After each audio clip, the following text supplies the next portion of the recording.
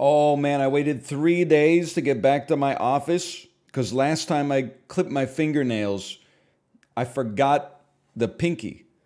The pinky was like too small to clip last time, but over the weekend it grew more than the other nails to the point where it was very psychically damaging. You ready for this? Oh! Oh, baby, that feels fantastic.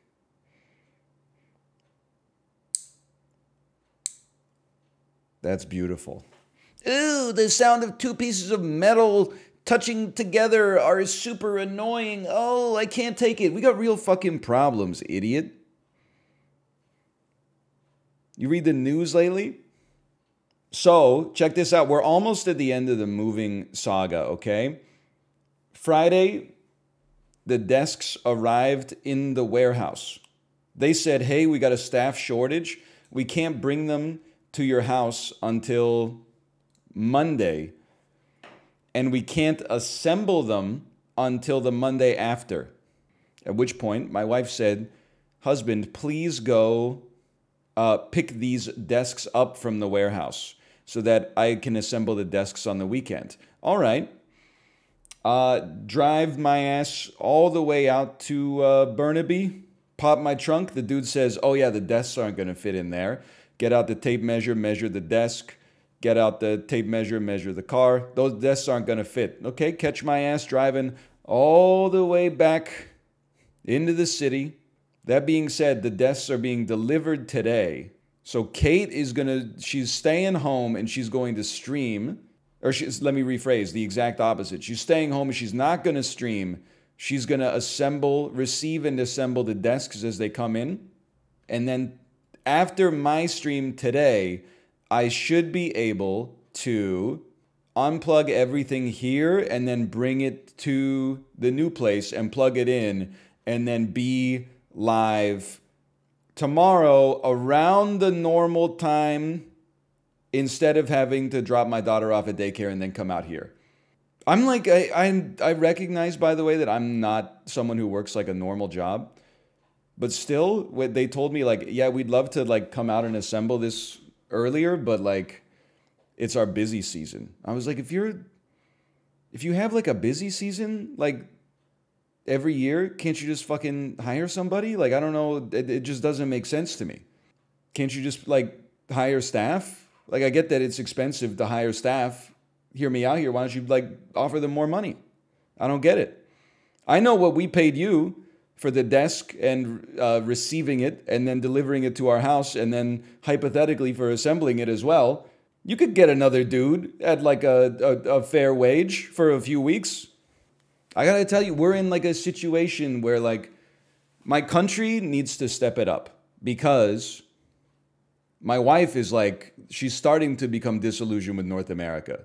She was like, this shit would not happen in Korea. In Korea, if you paid for a desk at the end of May, that shit would be there like the first week of June.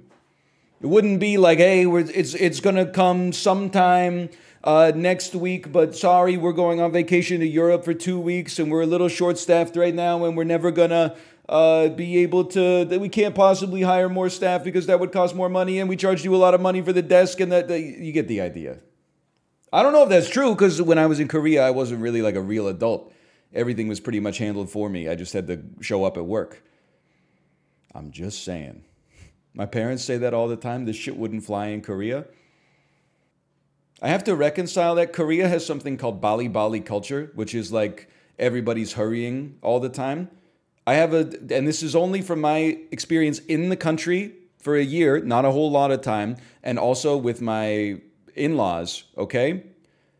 I think part of the reason that they're hurrying all the time is that at least when it comes to my mother-in-law and my father-in-law, they always leave way too late.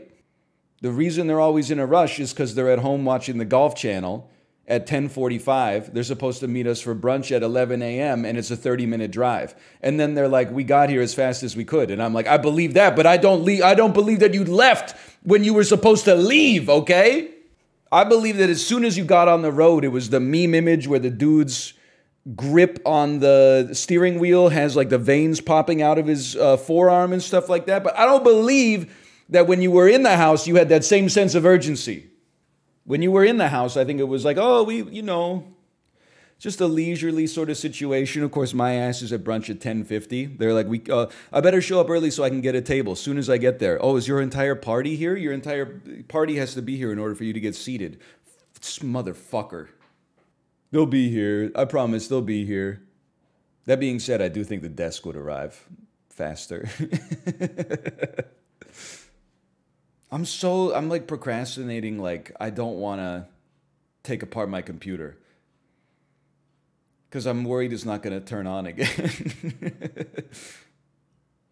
You know what I mean?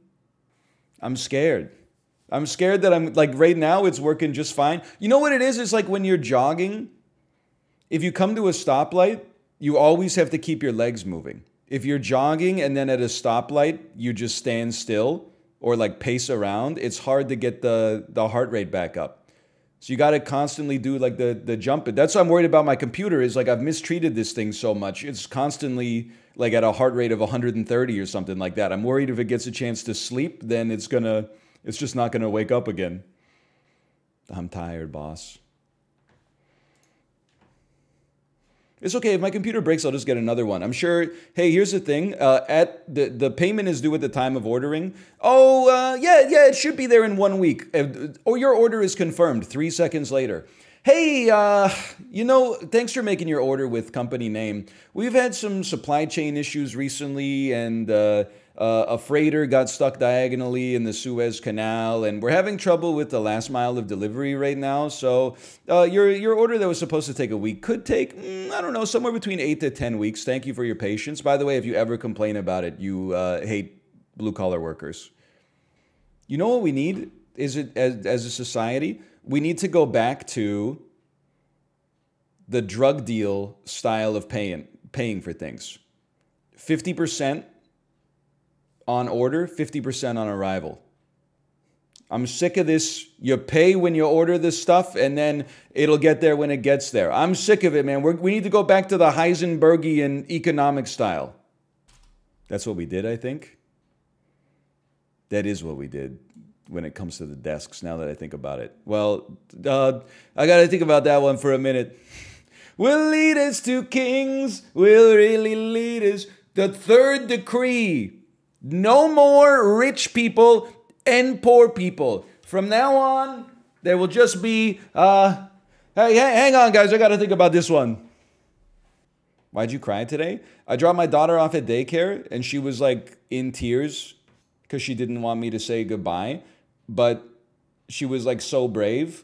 So she was like, she was openly weeping, and she was like, I'll miss you a lot, Daddy. I love you so much, Daddy. And I was like, it tugs at your heartstrings, man. Like I've dropped my kid off at daycare a number of times. Even when she was like, well, I guess she was like 14 months old. I dropped her off at daycare, and Kate was like, oh, it's like so painful for me to drop her off. Like it's so emotional. I dropped her off. I was like, yeet, skirt. Now, baby, when they get you.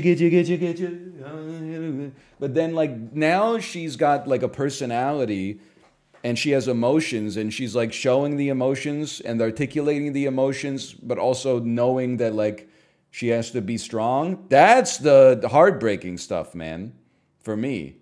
It's not her being upset. It's her, like, being upset, but then also knowing that she has to, like, persevere nonetheless.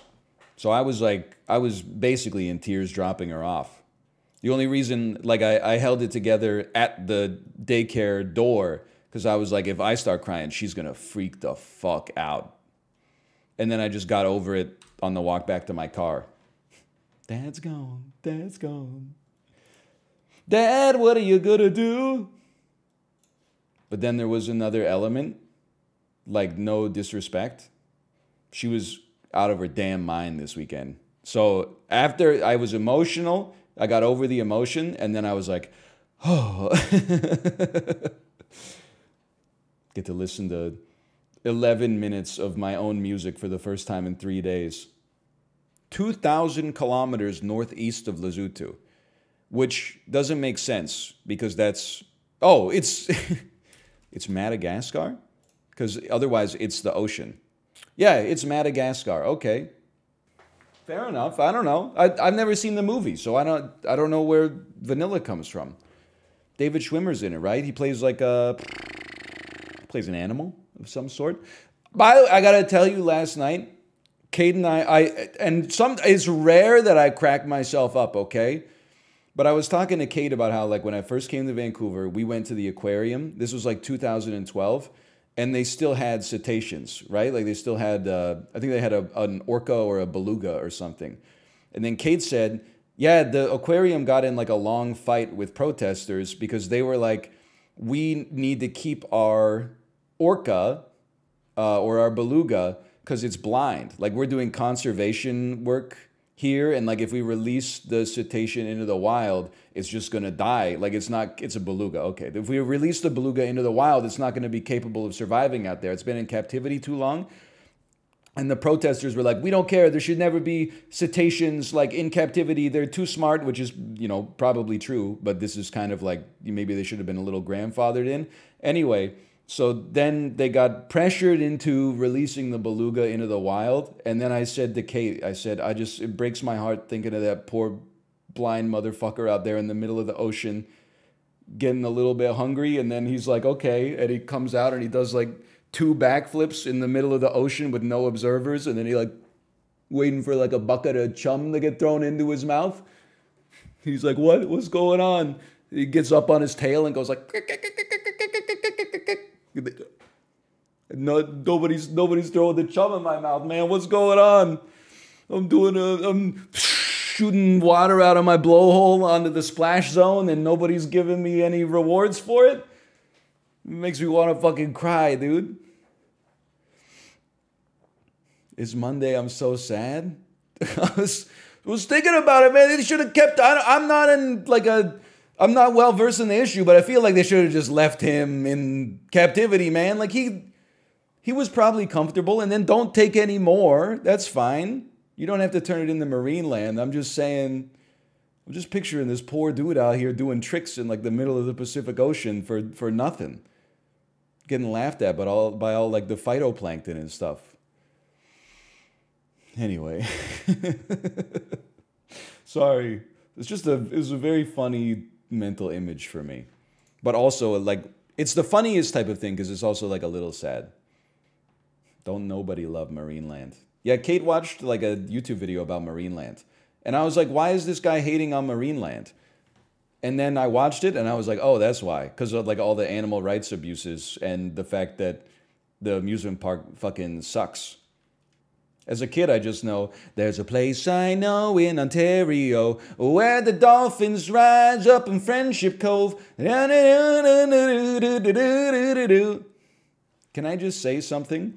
Last night before he fell asleep, at northernlion lifted his arm like he was giving a salute, and then he laughed. Yeah, I remember. Like you're falling asleep. I would say that like sleep is like a gradient, right? I was more asleep than awake. I just remember being in bed and then like lifting my arm like straight up like this, and then my wife looking at me, and then I like got shocked back into consciousness, and I didn't know what to say, so I was just like, I just laughed and said good night. Like I didn't know I didn't know why my brain was doing it, man.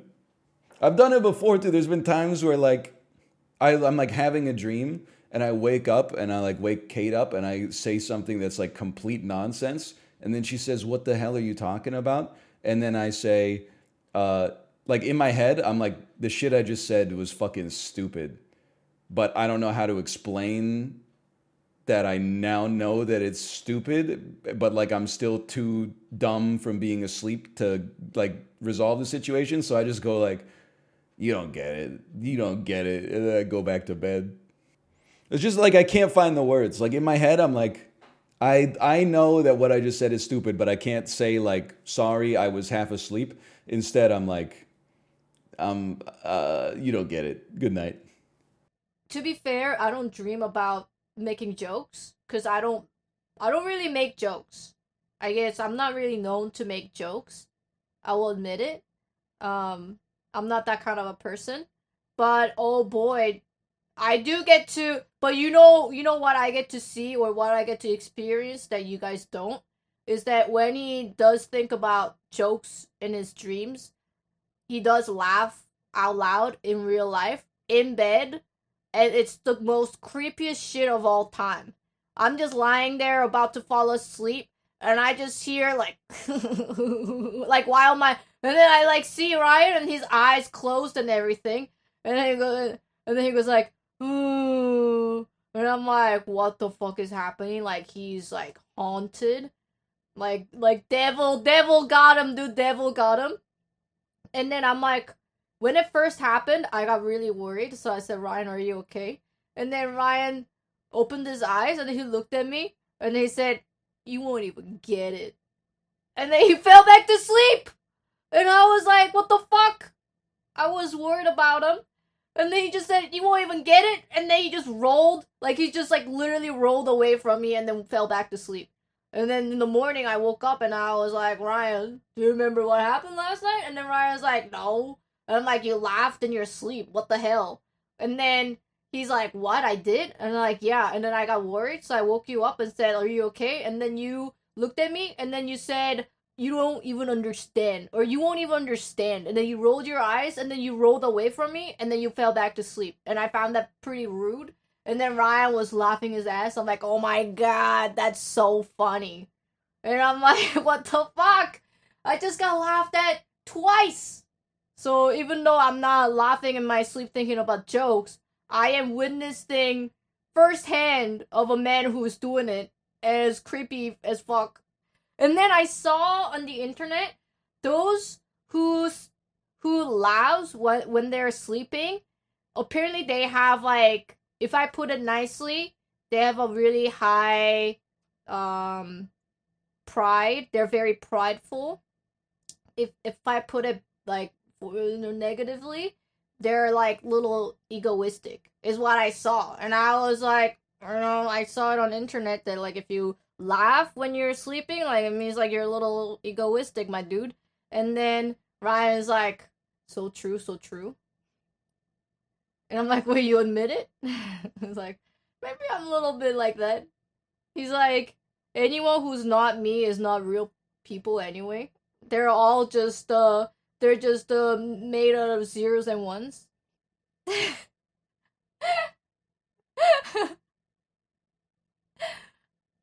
NPC believer. I mean, the corner jokes is really good. Stop with the corner jokes! There's a lot of countries in Africa, and I don't make enough of an effort to like learn them, honestly. Yes! What the hell is this ad, dude? The ads are like insulting. My ass is not buying this shirt. I'm sorry. I don't know what I've been looking up that would make them think that I would buy an all-over t-shirt with like an airbrushed martial arts chicken on it. Like, that's crazy. Anyway, this is Norway. Ain't Norway? That's Norway. Okay. I can tell because it looks like an epididymis. It looks like a you know what. Kate, did you know that actually in England, so like Norway and Sweden together, they kind of look like a hanging you know what? That was used in British broadcasting standards as like the angle of male nudity that you can show without it being considered pornography. As long as the penis was draped at like a whatever degree angle, then it was okay. But if it rose, it certainly was not like at 180. Like if it was coming straight out, that's like obviously pornography. I don't know how they figured out the degrees between like a half chub or whatever. Or even sometimes it's just like hot outside. Anyway, starring Will Smith. Tagline, who will save you from yourself? This is, I know the name of this movie. I'm coming back to this. I just let that one cook in the brain. It's Gemini Man. I knew it was in there. The brain is crazy, man. I never articulated, like I never wrote a query in my brain in plain English that was like, hey, computer, please look up the name of the Will Smith movie where he fights himself from the past or whatever. But my brain was like, I know what you're looking for. Just give me a minute. Like, what is it doing? Any neuroscientists watching? What is it doing when it's doing that? Does like a higher order processor send like a message to every nerve and they're like, hey, look for appearances of Will Smith?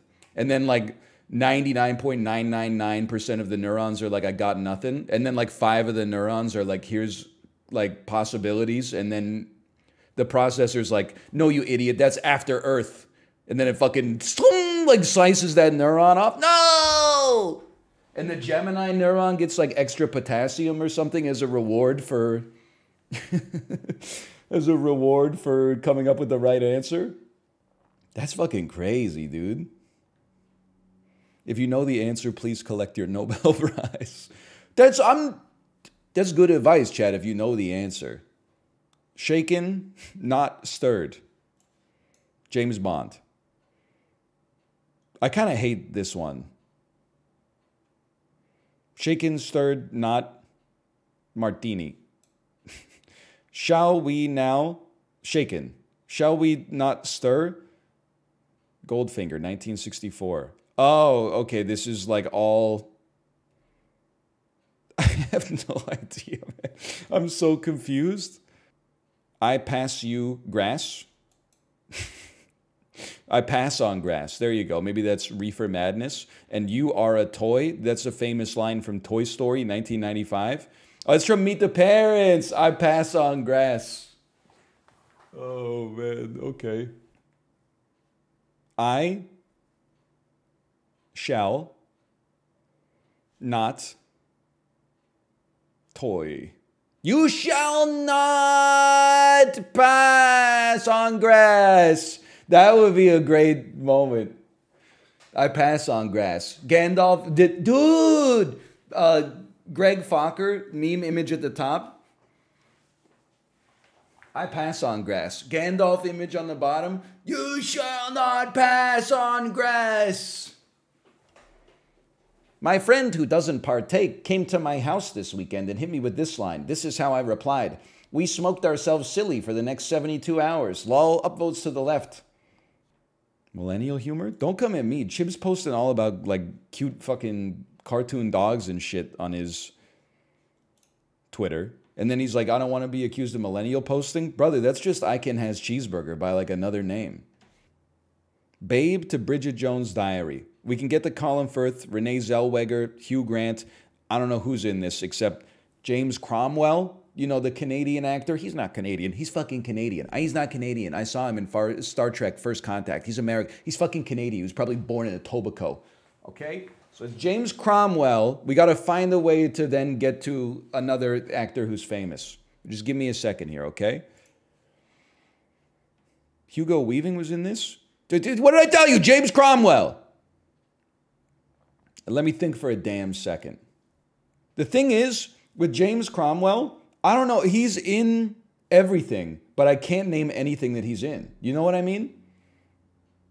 Like this, whenever I see him in a movie, I'm like, of course he's in this movie. He's in everything. If you ask me to name a James Cromwell movie, I got Babe and I got Star Trek First Contact, and that's it. Don't even get me started on... Actually, I was going to say Evelyn Crepe, but I'm pretty sure I'm familiar with her. Okay, here's what I'm thinking. I'm going to take an interesting path here. I'm going to go James Cromwell. Because he's in everything, I think we can get to anyone. But there's going to be a lot of scrolling. I haven't seen Prancer: A Christmas Tale, personally, so... Like, that kind of looks like Colin Firth, but I'm pretty sure that it's Josh Gad. Cowgirls and Angels? There's no shot this isn't one of the worst movies ever made. The Artist... Secretariat, Surrogates, Bruce Willis. There's got to be a Helena Bonham Carter connection. Like, this motherfucker was in Spider-Man 3, dude. There's no way there's not another British motherfucker in this movie. Becoming Jane? You're telling me we can't get... There's no shot that the movie Becoming Jane is more than one step away from Colin Firth. He does all that shit, dude. I'm stunned he isn't in this to begin with. But I'll tell you one thing. He's fucking in some shit with James McAvoy, for sure. Take me back to like some Pride and Prejudice. Oh, no. Atonement? Okay. There's going to be a Colin Firth involved at some... Okay, there's no Colin Firth involved in this one. But there's... We can't be far away from a Colin Firth, okay? Because you're going to take me straight to a Keira Knightley, and then you're going to take me to Pride and Prejudice, and then you're going to take me... That's Matthew McFadden. I thought that was Colin Firth. Motherfucker! Piece of shit. Okay, well, then you just get even more British. We go straight back into... It's not Matthew McFadden, it's Matthew McFadyen. I've gotten it wrong for like 20 years. We go back to Matthew McFadden, and then we scroll it even further. Take me to England. I want to go to England proper. Mr. Bean's Wedding. No, that looks, well, I was going to say it looks like an indie film, but that's definitely Mr. Bean in the background there.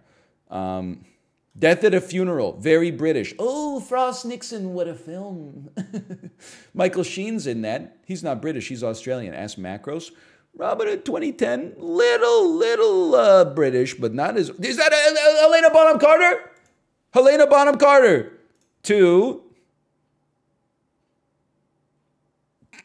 Where am I? Bridget Jones' Diary. To the King's Speech. That's right. Okay. To Colin Firth. To Bridget Jones's Diary. 1. Okay. That we did longer than we had to, but we crossed the damn pond, so I don't know what you want me to say. Oh, of course, Christine Cavanaugh, who played fucking the voice on Tom Cruise's answering machine in Jerry Maguire. Eat my shit. Why did you tweet, can I say something without people getting mad, on a picture of Richard Nixon? Because he was fucking killing the drip, man. That's not how old dudes look anymore. Old dudes are too afraid to wear a tight-ass powder blue polo tucked into like laced-up high-waisted pants. He was killing the look. He had his Peggy Hill outfit on. Bro, he was crushing it. You're just jealous. Your ass will be wearing some $4 polo you got from the sand on top of pants you haven't changed since you bought them at Bass Pro Shops like 18 months ago. He had a deliberate idea with the output, which was at the very least more than most men of his age in the modern era do, okay? Sorry, I'm not saying we stand Richard Nixon. I'm just saying whether he picked the outfit or his stylist picked the outfit, he was killing it, okay? Did you see Joe Biden with the 5-inch inseam? I did, man. I did. I'm so happy we're in a short era. They just look better. And they feel better. Like, I don't feel right in being an adult man and having shorts that come past your knees. It feels like you're at, like, 7th grade basketball practice. Like, it just doesn't feel right. I don't like my thighs exposed. It feels wrong. Nah, it feels right. I'm telling you. And then you're absolutely right. You can't have the leg holes too wide either. You don't want them to be so tight. Like, you want a sleeve to be pretty tight. You don't want the sleeve of your short to be too tight. But you need it to be like more fitted than just flared out. Like you're fucking at the gathering of the Juggalos or whatever. This is Warframe.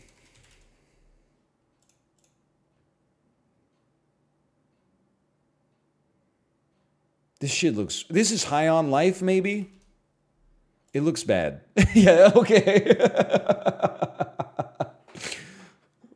It just... I haven't played it, but it just, like, this screamed High on Life. And then, like, it's just, like, she doesn't really, like, fit with the scene. Like, the scene kind of looks like it's a Splatoon map, but she's just, like, a lady at the mall or something. And then, like, I don't know what Dr. Manhattan's doing here. Bro, this shit look like Vancouver. I'm kind of losing it.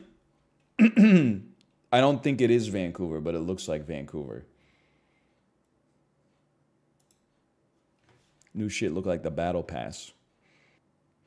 Am I crazy to think that this could be 2020? Because maybe like there's so few cars on the road that this guy wouldn't feel comfortable riding his bike unless there was a stay-at-home order from the government? Like normally during non-pandemic times, is there like, it's just like backed up so much that he knows he's going to get hit by a car? Gas prices? Honestly, I don't know how much gas costs in America. I feel like it differs so much, like state to state, and also like you guys are still using gallons, and you fucking hate that decimal points are in Celsius, but you have no problem with like regular fractions showing up in the cost of your gasoline. It makes no fucking sense. I'm gonna say this is 2015. Okay, 2019, I can live with that.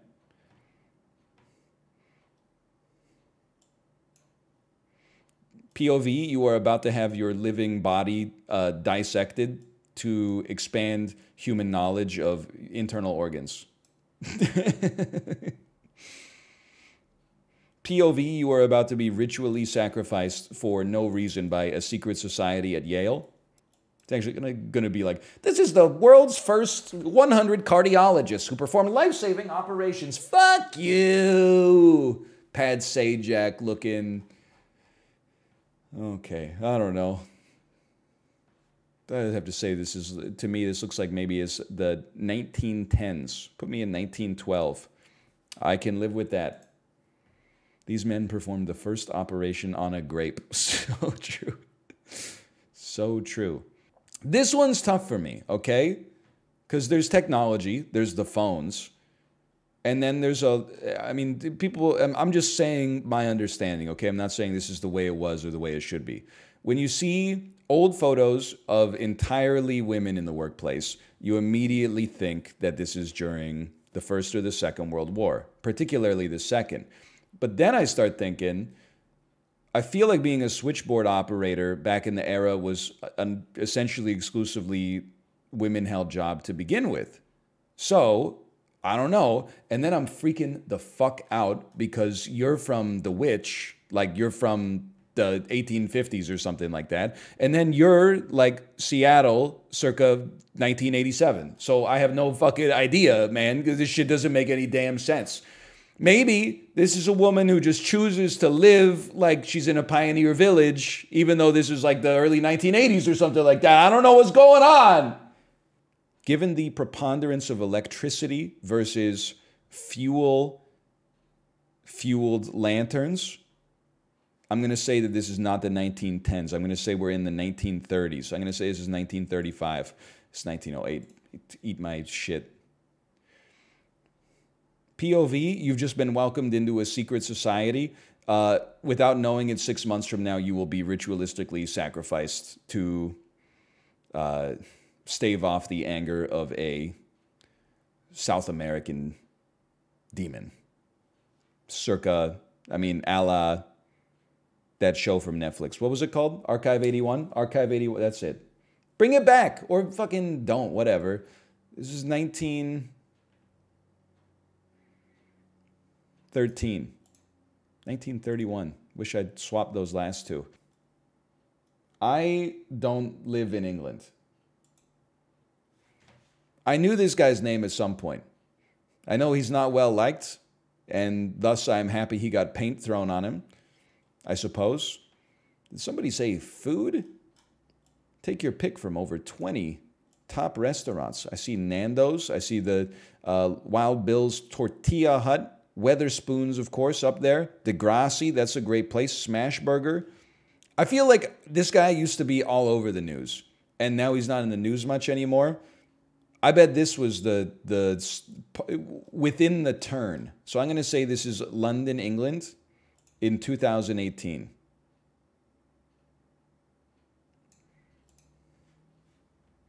(2019) in Newcastle upon Tyne. It's not paint, it's a milkshake. England, no disrespect, why does your milkshake look like paint? By the way, this is German font. A lot of people from Germany keep coming into the stream saying we don't have a font. You have a font. It's right here. And I know you're going to be like, that's not German font. That's name of the font. The name of the font that you're about to type is German font, okay? I'm glad we could put a name to it. I'll see if... I'm a little surprised at how little German font I'm seeing, to be honest, but that's okay. It's Salzburg! Maybe we're in Salzburg, Austria, actually. That would explain why we're seeing so little German font. Okay, put me in Salzburg. This, to me, is 1988. This was the world that I came into. Yep. You can smell it on the screen. This is the Beatles arriving in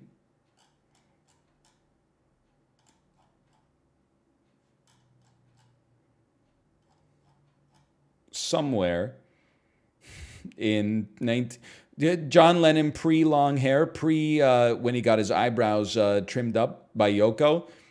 Paul McCartney pre-beard. George Harrison pre-psychedelics.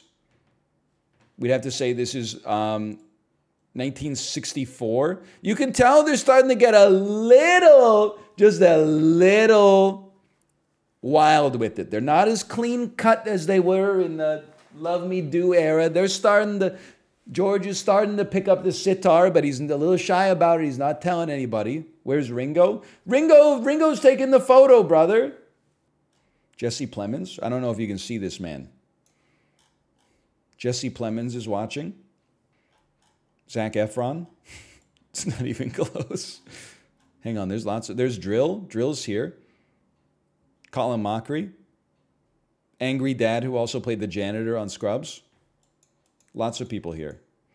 I think I'm going to say this is Sweden. Sweden, 1964. Because I don't think that if this is Denmark, I don't think the Beatles would fly there. And this looks like an airport. I think they'd fucking take the lorry or whatever. No, I guess they probably fly, now that I think about it. Oh, okay, it is Copenhagen, but it's 1964. Okay. That's a good score, 9,000. This must be 2020. It's like a mass at a church in America. But it's like a parking lot mass because of COVID. Indiana? One thing I'll say about Americans, they love driving their cars. Like in BC, I see BC license plates all over. You see the occasional Ontario, you see lots of Alberta. When you see an American license plate, I'm not going to lie to you, number 1 is Washington, number 2 is definitely California. But like at least once a day, you'll see like a fucking Florida license plate or some shit like that. You'll see like a Georgia license plate. And you're like, you drove your car diagonally across the continent? What are you doing, man? Hey, look, that license plate's from Alabama. Wow, that's so far from here. I wonder what they're doing here. Is there some kind of event going on? That is, in fact, not the state that we live in. This was not the first time these two had this conversation, nor would it be the last. Constantly astonished by utter inanity within the mundanest fuck zone. Those are rental cars? How does that work? Like they sent a rental car, like someone in Florida rented it, drove to Alabama. In Alabama, someone rented it and drove to Arkansas. Then they drove up to like Minnesota, and that's crazy. Okay, honestly, like rip Florida. Apparently, way less people are driving out there than are driving from there. So rip bozo. No disrespect. How many BC plates you see not in Minnesota, in Florida? Probably not too many. If I had to guess, probably not too many. Sample size, one guy making things up. Yeah, I suppose. Anyway, I think this is Indiana because I have no other guesses.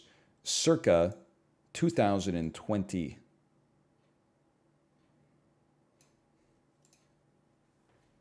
You got it spot on. That's the end. I'm insanely good. 45,794. I'll take that. I'm going to go Nevada. Good start.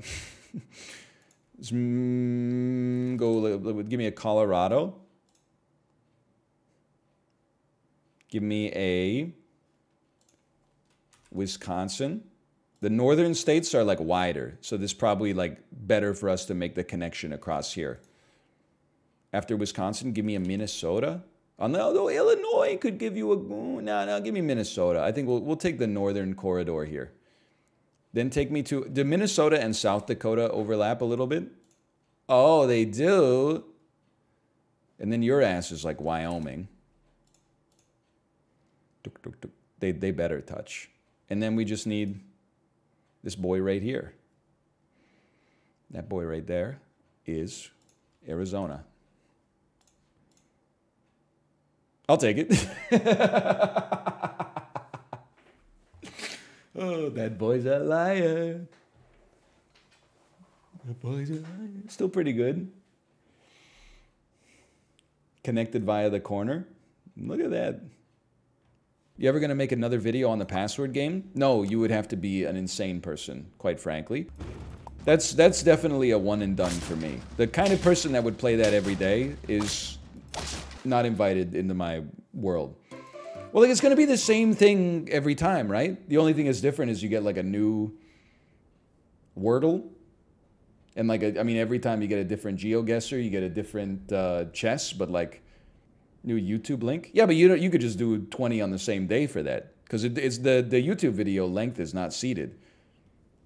Once every 2 years? No, because I'm just gonna tell you no. Because like, you know what I would have done in the past is I would have said sure once every 2 years, and then 2 years from now somebody would have come in and said like, hey, it's the 2-year anniversary of when you said you'd play password game again, and me previously thought there was nobody watching the stream that was weird enough to like write that shit down on a remind me, and then I would get irritated and I'd be like, what are you even talking about? And they'd be like, 2 years ago you said that you'd play password game today, and I'd be like half tilted, and then people would be like, why are you mad? He's referencing your own content. I'm like, that's why I'm mad, because his reference is so specific to my own content that the person who originally made it doesn't even get it. They've gone way too far. So no, I'm not going to play it in 1 year. I'm not going to play it in 2 years. I'm not going to play it on a boat. I'm not going to play it with a goat. I'm not going to play it on a train, and I'm not going to play that shit in the rain, okay? We beat it. It's done. We made it through. It was hard as hell. Now we gotta let it mellow.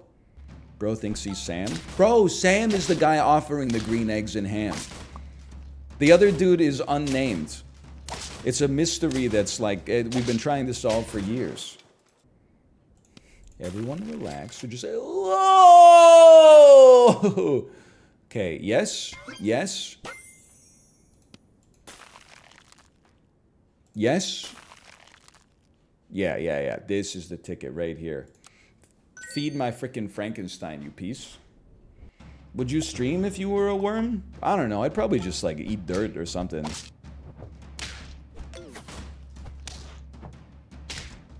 I don't know really what worms do. I know they come outside after it rains. I don't really know much else. They what? Dude, that was... I loved when I tweeted at Drill, because he said something like they bred the evil out of dogs, and I said humans did what to dogs? I got a lot of like 15-year-olds replying to me that are saying, yeah, dogs didn't just appear on the earth, actually humans domesticated them and then used selective breeding to breed out undesirable traits. And then I would just reply, they what out undesirable traits? There's got to be a button on Twitter that I can click that says, please don't show me any more 14-year-olds tweeting about Spider-Man. But I know you're going to say it's the log out button or like the delete account button or whatever. I'm just saying they got to add another button that's like, please don't show me any more tweets from 8th graders about Spider-Man.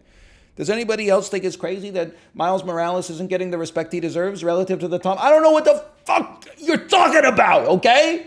I'm just here to see what's going on with Victor Wembanyama and Britney Spears. I don't know why every tweet is about Spider-Man, and Spider-Man's not getting enough respect. You got me good, Carver. You got me good. 'Tis but a scratch. 'Tis but a scratch. A plague on both your houses. 'Tis but a scratch.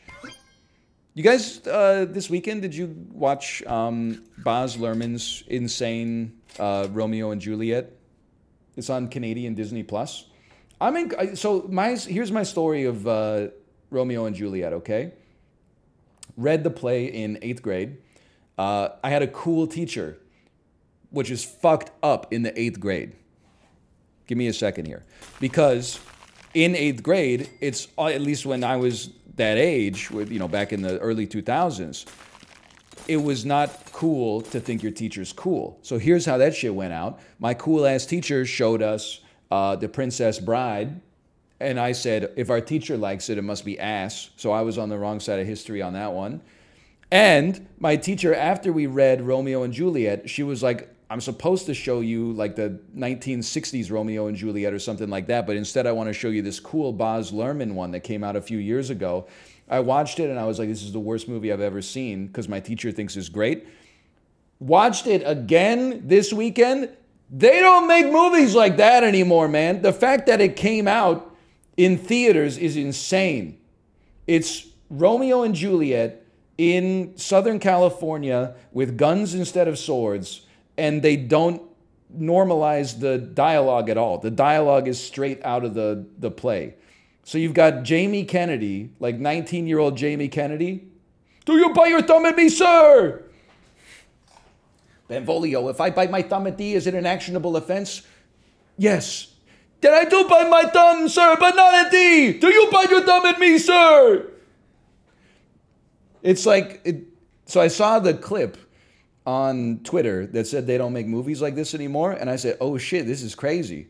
And then I watched the whole movie on Disney Plus, and I was like, it's like the Crank 2 high voltage of Shakespeare. It's the same thing as Tenet for me as well, and the aforementioned Crank. I think that there's problems with the movie, but I think it's just so cool that, like, who cares is basically my takeaway. Don't kill me. This run could go somewhere. I hate Baz Luhrmann. That's what's crazy is, like, me too. I think the only Baz Luhrmann movie I've seen that I liked is this Romeo and Juliet. And he's fucking killing it with Romeo and Juliet, man. I think I've gotten old enough that I actually, like, appreciate Shakespeare's writing instead of just pretending to get an A in English class. Like, while I don't know, maybe I was just enamored with all the gunplay. But while I was watching, I was like, holy shit, everything this dude writes is, like, actually poetry. Turns out maybe people enjoy his work for a reason. Like, nobody's ever like, I'm going to the store, do you need anything? Everything's like, oh, fine purveyor of goods, plucker of stars from the night sky, bringeth down one burning ball of my desire. And then the shopkeeper's like, you know, that'll be 7130. Oh, plastic rectangle, thou art both a creation of my desire and also the destroyer of it. Shopkeeper's like, come on, dude, get thee to Mantua. You're a tier 2. I'm a queen card. I'm a queen. Sorry, I mean, it's a very erudite stream here. We're interleaving Shakespeare with K-pop. Yeah, I'm familiar with G-Idol. You think I don't know Queen card? You think I don't know what's going on with 50/50 and their song Cupid and how they're now being canceled in the South Korean media because apparently they tried to get their composer or their producer cut him out of the profits for that song, and now they've been like removed from the zeitgeist or whatever. Really? I don't know. That's what my wife told me. They were nominated for a Grammy too. All I'm gonna say is I ate at a Korean restaurant last night, even though. Yeah, misshaped bagel. You see them sometimes. They're made by Dempsters. Even though 50/50 has been canceled, Cupid's such a slapper, the restaurant played it 2 times. 2 times. You know what that's like in 45 minutes to hear the same song twice? That's how you know you're dealing with something that's on the level of like a hey ya. Every time we have a long drive, my wife takes the opportunity to teach me something about K-pop. Like, ask me anything about the 4th generation girl groups right now. I know their names. There's, just give me a second. There's New Jeans. There's aespa. There's Les Seraphim. Hang on. I know some of these. He knows New Jeans. I've heard of them, at least. Who's the prettiest in aespa? Gonna stop you right there, brother. I've never seen any of these artists before in my life. I've only heard them in my car. I must be the only K-pop fan on earth that's never seen a music video where the fucking cameraman is going like shoo, shoo, and then they do like a tung, tung, and at the same time the camera goes like pum, pum. How do you know if you've never seen it? Because in 2012, I lived in South Korea, and I would, like, walk through the E-Mart, and every Korean music video was like that. Well, every K-pop video was like that. There were also some ballads on occasion, but that's usually just, like, a really pretty man singing on, like, the top of a really big building or something. Are you bullying acapella groups? I would like to. Is that something we can arrange? I think that part of the reason, and I don't expect you to agree with me, but part of the reason that I hate acapella so much is because at my school you had to listen to the national anthem every day before class. I know, listen, the point of it is not that it's weird. It is weird. But they recognize that like that's a lot to listen to like one song over and over. So they would mix it up, and like for months at a time, instead of playing the national anthem, they would play like a cover version by a band called, I think they're called the Nylons.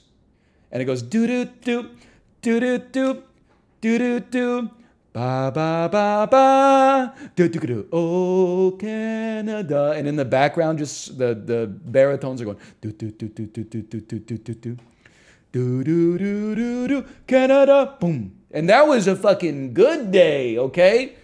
At some point, they started bringing like a country music Canada, oh, Canada version in.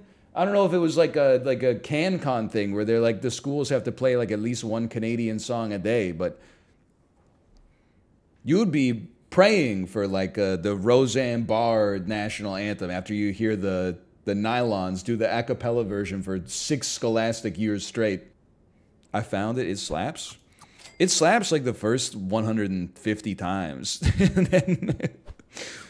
and then you're like, then you just don't want to hear it ever again, man. What's your position in the a cappella group?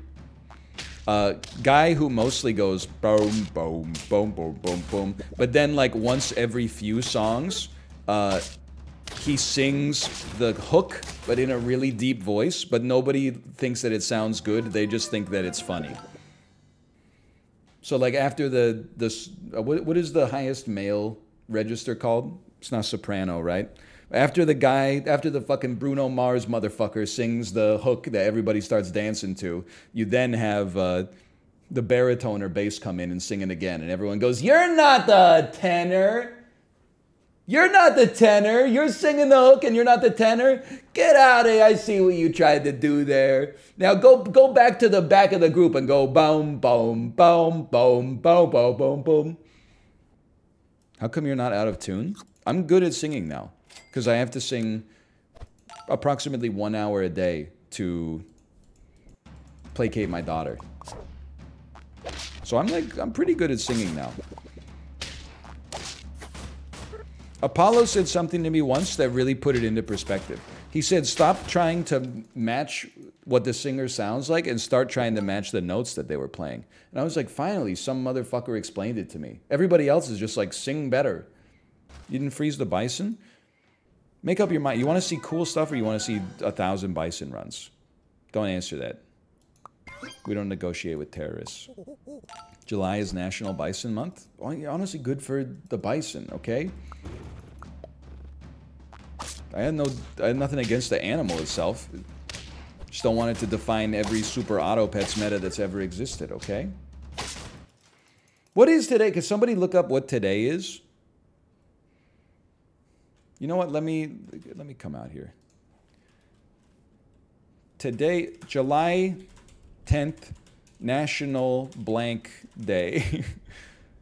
Today is National Kitten Day and National Pina Colada Day. Oh, let's see what's coming up on the National Day calendar here.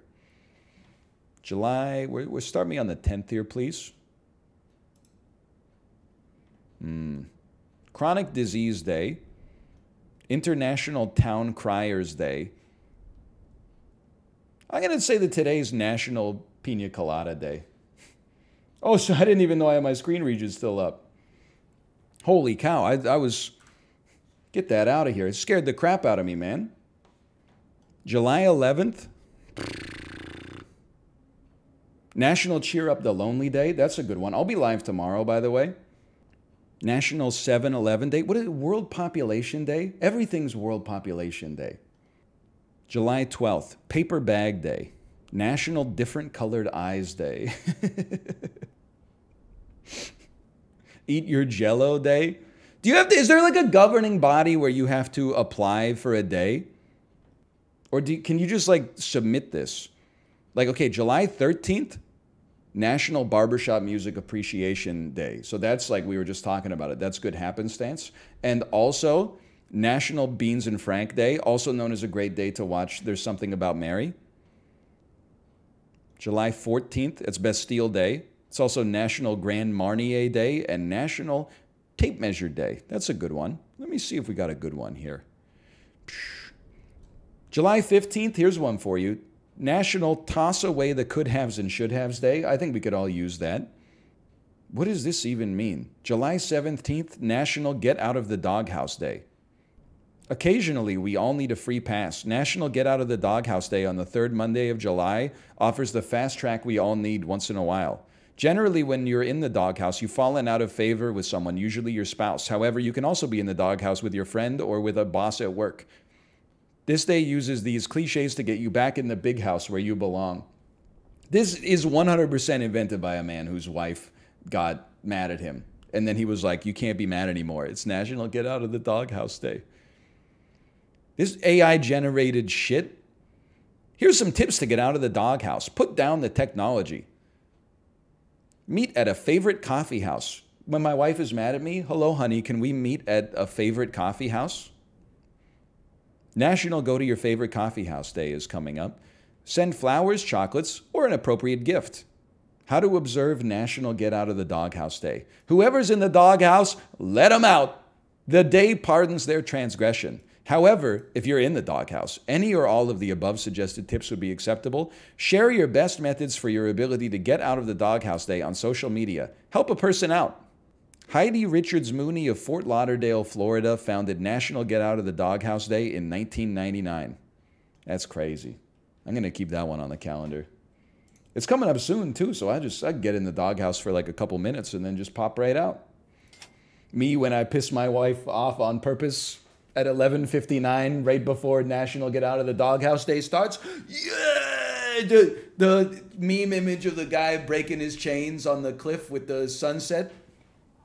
Me pissing on my wife. She turns out that she doesn't recognize National Get Out of the Doghouse Day, so now my ass got divorced. No! Get out of the piss house. Mom found dad. Mom sent dad to the piss drawer. What's your favorite Skibidi Toilet video? Can we not do this? What's your problem?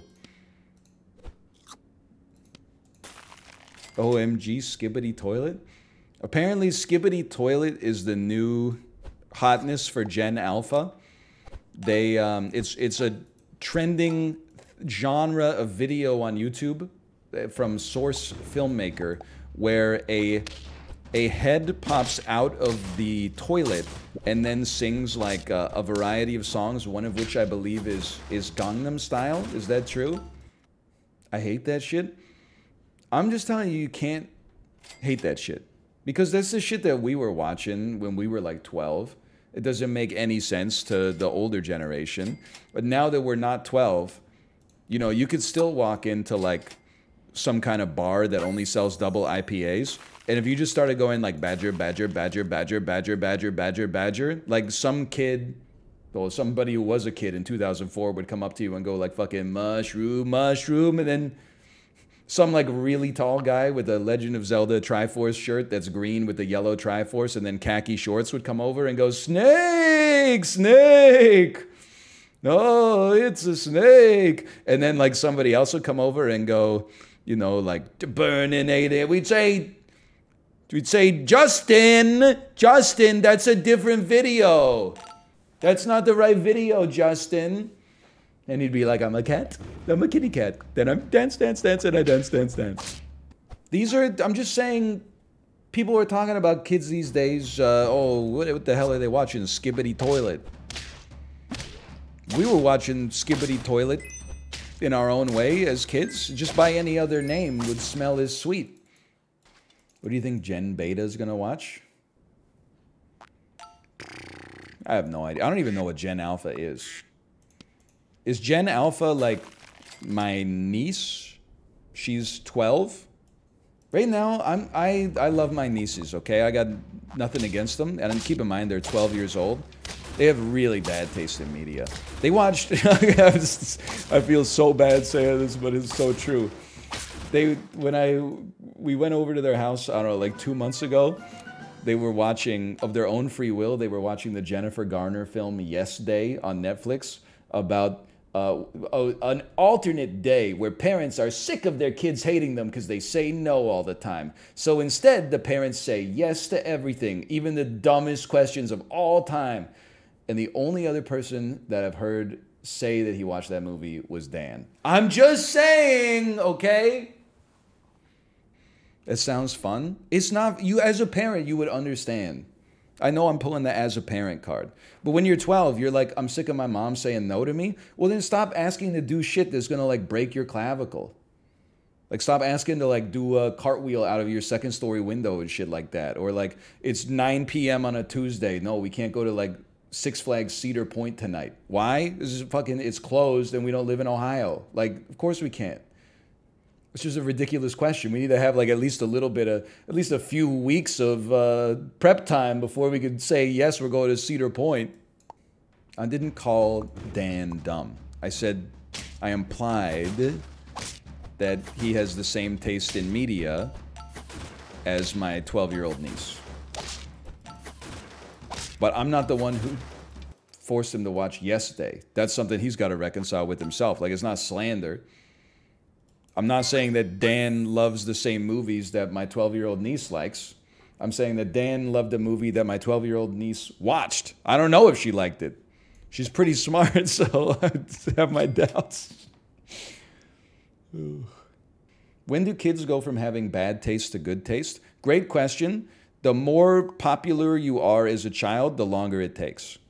No doubt about that one. How does that make sense? So I'm just here to tell you, like, if you're, I would say the time when people start to care more about whether or not the media they're consuming is considered good versus whether or not it just activates their neurons is probably like right around the start of high school. But if you're in 9th grade and like every day after school you're going to your friend's house and then like every weekend you're going to like, you know, the swimming hole or whatever, your ass is not going to Letterboxd and being like, let me check out what Criterion Collection movies I could watch right now. But if your ass is sitting there like by yourself, like I was, then you cultivate a little bit more of a snobbish bend early. And then in college, I had built that pitchfork media snob within myself. And then I had to kill it because people wanted to hang out. And they're like, stop talking like an idiot. And I was like, oh, so true. Glug, glug, glug, glug, glug, glug, glug, glug.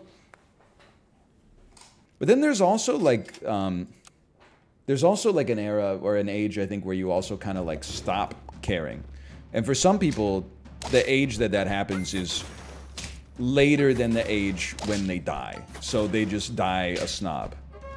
Nothing necessarily wrong with that. But definitely I reached a point that's within the last like 6 or 7 years, I'd say, where I was just like, you don't like the thing that I think is good? That's fine. I don't know, like live your life or get fucked or whatever. Like I don't really, it's just, you know what, it probably was related to just doing the NLSS for so long and then like spending half of my work week forcing meaningless arguments over like, do you fold your tortillas left to right or right to left? Nowadays, someone's like, tenet sucks. I'm like, fucking go ahead, go off. You ate with that take. I'm out of here. How was the picnic? We ended up not taking one. Actually, you know what? So the story, the tweet was inspired by a real story. A different, I don't want to put the business on blast because they were well within their rights to ask this. But we went to a bakery to buy some bread for my wife and my daughter. I was carrying a Coke Zero that I bought at the grocery store because I had the audacity to be thirsty on like a hot July day. I sat down with my daughter at a table while my wife was picking up like 10 buns. And then the worker, maybe the owner, the manager, whatever, like pointed at me and said, excuse me, sir, we don't allow outside food and beverages in here. And I was polite. I said, okay, no problem. But then I just like opened the door to the bakery and just put the Coke Zero outside, like 6 inches from the door, and then sat back down at the table. And I was like, are you happy? Like, I don't know what you think you accomplished with that, but I also don't know what you wanted me to do. Like I'm not gonna come in, like it's a coffee shop basically. I'm drinking a Coke Zero. I'm not gonna be like, oh, I can't drink a Coke Zero in here. Let me get a fucking oat milk frappuccino fucking Earl Grey London Fog with a Nutella cookie. Like, that's not what I want. If you sold Coke Zero, then I wouldn't bring in a Coke Zero. I would have said, hey, I'm not going to get one here because we're going to go to the cafe and I'll buy a Coke Zero there. It's just weird. So I know, like, I was kind of like looking at her like, what do you want from me? Now my Coke Zero is sitting outside and I'm trying to make sure that, like, you know, nobody thinks it's trash, so they don't like pick it up and throw it in the trash and go, some guy littered. And then, you know, they go, yeah, it was that white guy inside of the Korean bakery. Get him. And then all of a sudden I'm like, wait. I'm going to drink, it's not trash. I'm going to drink it. It's just like for my own safety. I was trying to babysit the Coke Zero. Yeah, as soon as I left, I went and I picked it up and drank it. You got to support the bakery? Bro, my wife bought like $18 worth of fucking buns that they probably just took from a Cisco truck or something like that. The size of the shop, she's not baking all that shit there. There's no way they got like 3 employees. They're not baking like 17 different varieties of individual custard-filled buns and shit like that. I'm telling you, there's a Gordon's Food Services truck that pulls up and you take the shit off the back and then you go, ooh, no outside food or drink. Your whole fucking store is outside food and drink. If I can't bring in a Coke Zero, even though you don't sell Coke Zero. But anyway, I have to go back anyway because my kid really likes the buns from there. And so does my wife. So I'm just saying they're well within their rules. They're well within their rights. I just, like, I don't know. I disagree with it. It seems a little petty to me, but what do I know? If they start selling Coke Zero, I would happily purchase it at their establishment, though. It's a food safety licensing thing. Can't drink a Coke Zero inside of a cafe in case I get food poisoning in 2 years.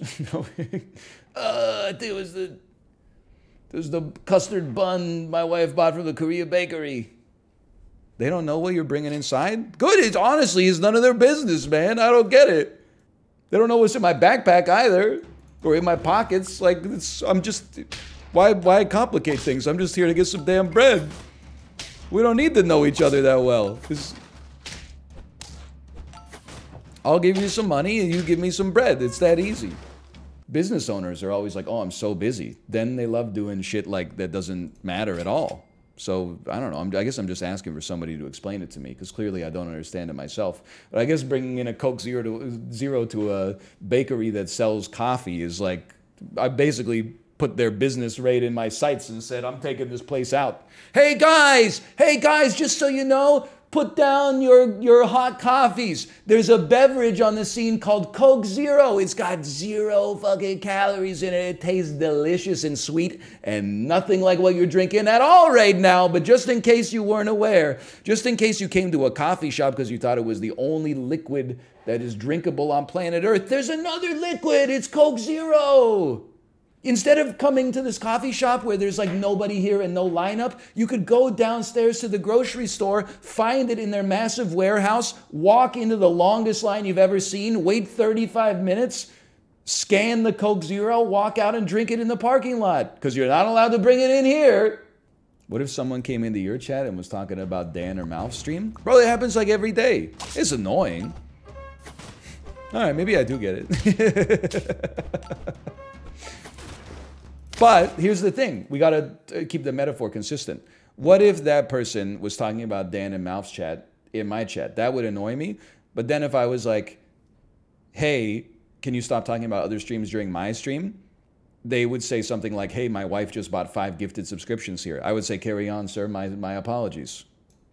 It's actually more like someone spamming another channel's emote in your chat. All right, I don't really know how to feel, but it's getting very complicated. All I know is I wasn't really offended. I was more like, I guess the way I would say it is I was surprised that that was the battle she wanted to take with a customer. But that's okay. That's her business, not mine. Like in a literal sense, it's her business. Just admit you're wrong. Brother, I brought a Coke into a cafe. My personal sense, and this is, I'm not saying that you have to be in the same boat, okay? But this is like going to shop for socks at Old Navy, and they're like, hang on. Your ass is wearing H&M clothes in here? Wait a minute, don't you know I'm trying to run an Old Navy? People might see the clothes that you wore into the Old Navy and be like, I want those. Where are they? And I'd have to be like, oh, they're at another store. And then they would leave the Old Navy and they would go to an H&M, and then I wouldn't be able to feed my kids. The thing that's also crazy is that after we, this is true, but after we went to the bakery, we bought the bread, we took the bread to a restaurant in the same plaza and just had our kid eat the bread while my wife and I ate the food from the restaurant. Because she doesn't like any of the stuff on the Korean restaurant menu because she's 2.5 years old. And it's all really spicy. And the restaurant is A-okay with it. Well, that's a different story. They have to be nice to you because they're getting a tip. Well, that's another thing. Hey, great, thanks for bringing it up. Because at the bakery, after my wife picked up all the buns, they had the audacity on the machine to ask for a tip. She went into the store. She picked up a tray. She picked up all the buns. She brought the buns to the front. The lady just scanned it a little bit. She said, is that worth 15%? Kate said, no, 10. I respect that she went a little harder on it. I'm just saying, would I have hit 0? Well, they would have kicked me out of the store if it was just me. So, like, I wouldn't have been able to buy anything. But it would have been worth it for the shop owner because then at least I wouldn't have introduced her clientele to the existence of the beverage known as Coke Zero. You're tipping shops now? It's crazy, man. Like, it's the... We don't need to go down this road again, but here we go going down this road again. The tip culture has gone far enough that it's going to swing back in the other direction and people are going to stop tipping at places where they should be tipping. Subway's going to ruin it for a nice mom and pop restaurant. Would you tip your dentist? At this point, I think it's hard to argue against tipping anybody in society because we're tipping for everything.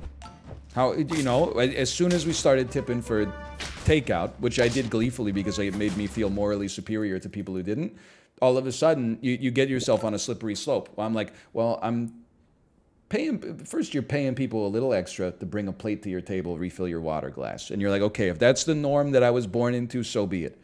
Then all of a sudden, you go to the takeout restaurant, or you pick up your takeout from the restaurant, and you're like, well, they didn't bring me any food, but they still were doing this stuff in the kitchen, so I'm still going to tip, but like a little bit less. Then you go to like a coffee shop, and you're like, I'll have a drip coffee, and they're just handing it to me, which is the same thing that they did on the takeout order, so how could I have like some cognitive resonance if I don't tip at the coffee shop, but I tip at the takeout? And then all of a sudden you're in Subway and you're like, I've never seen Subway ask for a tip before, but they took my sandwich from the start of his life to where it's going to be in my belly. So how can I, if someone pouring me a drip coffee gets a 10% tip, then at Subway they got to get at least 15.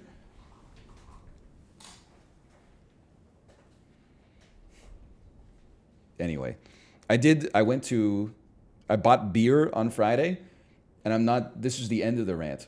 But it was maybe the first time I've ever been in a situation where I just got asked to tip at like a store.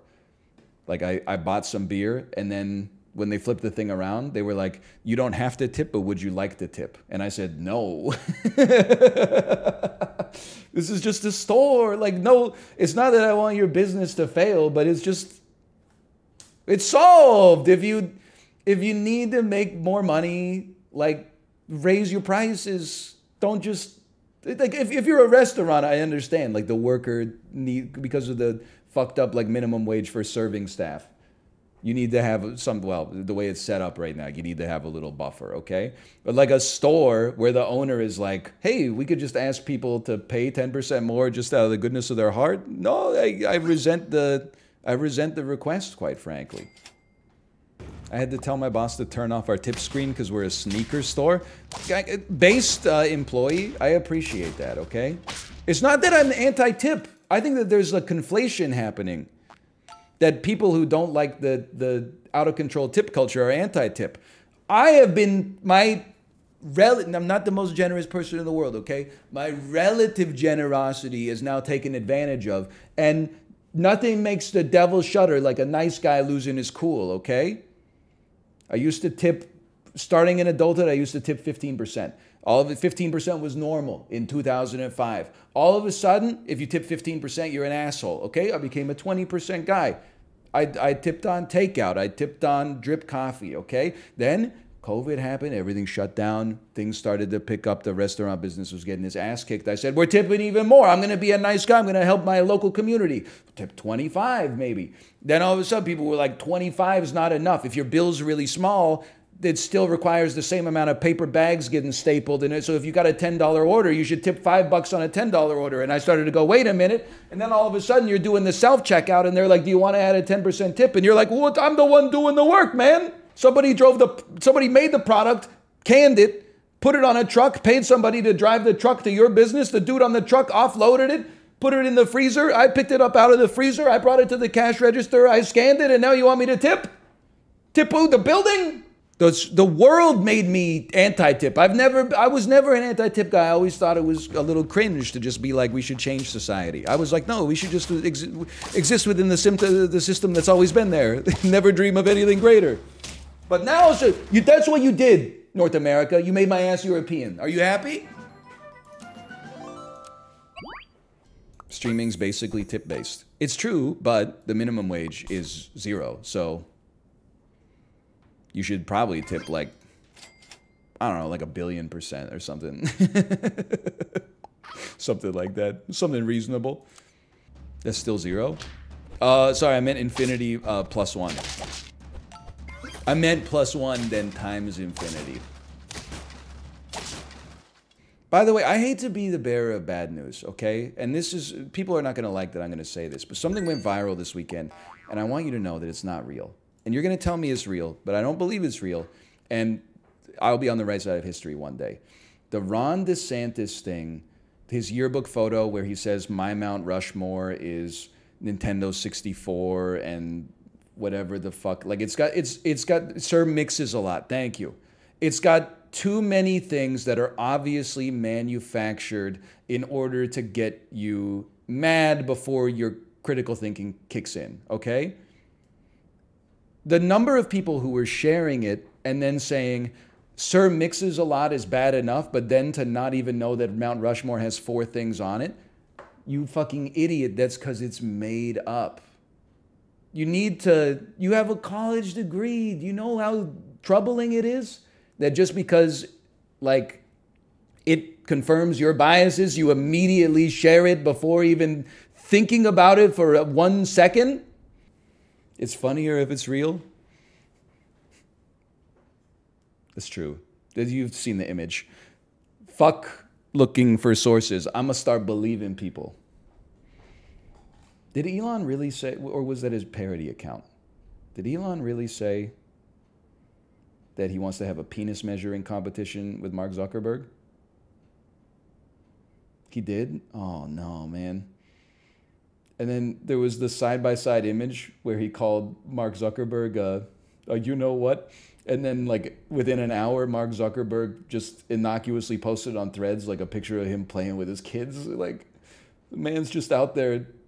I'm not a Mark Zuckerberg guy either at all.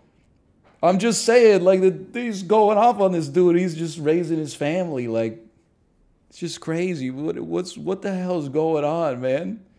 I did see Mark Zuckerberg tweet concerning on Threads, which was like, he's not, listen, I'm not a genius, but I'm smart enough to not get taken in for a second time by Mark Zuckerberg, especially now that I'm an adult. When I was 18 and I made a Facebook account, you know, you're dealing with a different brain up here.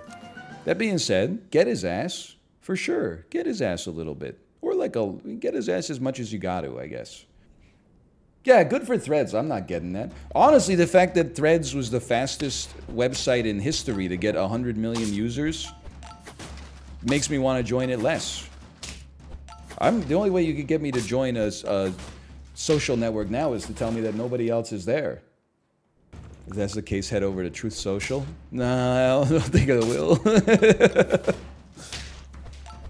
I don't want to see my family. I'm just kidding. My family's mostly pretty cool. I don't think my family's on Truth Social. I want the credit for, like, being distanced from my family, but actually we're all, like, relatively close, all things considered. What did I miss this weekend anyway? Anything crazy happen? Anything good go down? I thought my wife fell down the stairs yesterday. It scared the hell out of me. I saw her walking down the stairs, and then I heard like a, you know, the sound of someone slipping on the stairs, and then I heard like a huge crash, and immediately I was like, "Are you okay?" And then she said, "I'm fine, I just dropped the spray bottle." With the adrenaline that it gives you, oh man. Indiana Jones bombed?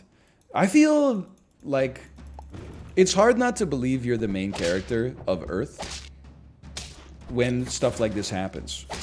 Like, you will not catch my ass seeing Indiana Jones in the theater. Moreover, you won't catch my ass in a movie theater like very much at all these days.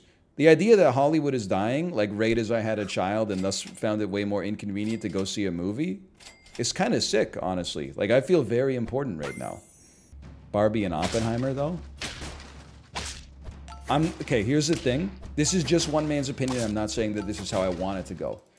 I want all movies to make $1 billion at the box office. Except the... I'm trying to think. Except the God's Not Dead franchise. But I feel like Oppenheimer is one of those movies that's going to outperform my expectations at the box office because it doesn't have caped superheroes in it. I assume like it's going to open to 30 million. Then I forget that there's like a lot of adults who like watching good movies on it. It's probably going to open 57, okay? 57 million. I don't think Barbie is going to open as high as people think. I don't think it's going to open a $100 million opening. Let me explain my reasoning, okay? I think that the 25 to 40-year-old Twitter crowd who's getting super excited about it will go see it, but I feel like it's a relatively small slice of North America's demography. You know, it's... I feel like the average person over the age of 40 is going to be, like, confused. I think they're going to be like, why are they making a Barbie movie? I don't really get it. But I could be wrong. I said a Super Mario Brothers movie was going to have, like, a 97 on Rotten Tomatoes. I couldn't see another world. Baumbach puts out bangers? Bro, it's not Noah Baumbach. It's Greta Gerwig. That's his wife? So what? It's not Noah Baumbach. What are you trying to... It is, though? What do you mean it is? He wrote the screenplay? Oh, whatever. I doubt it. Probably she wrote it, and he was like, give me a little credit. I don't know where I'm going with that one. We'll lead us to kings. We'll fucking lead us to kings. Greta Gerwig probably so stoked she didn't cast Jonah Hill as Ken right now. Holy! I can't even imagine, man. Was he in the running? I don't know. It's just a joke at the end of the day. Whoops. Aqua, the band that made the Barbie Girl song, all of the members have been married to each other in different permutations over the last 20 years, making an insane kind of love quadrilateral. I didn't know that. Are you saying that my take that Aqua is the Fleetwood Mac of our times is now true? Verifiable? How about 5 melons on a 2-3 monkey? It's aging well? Good, but I do have to tell you I never said that. I wish I said it. I never said it, though. No, we're falling apart, man. Aqua, paradoxically, is fire. Barbie Girl's a song. I got nothing against it. I got very little for it, though. Cartoon Heroes has a hell of a hook. And I know we keep saying this over and over, but I really do love a band that has like one hot lady who can sing good and then one man who just sounds insane.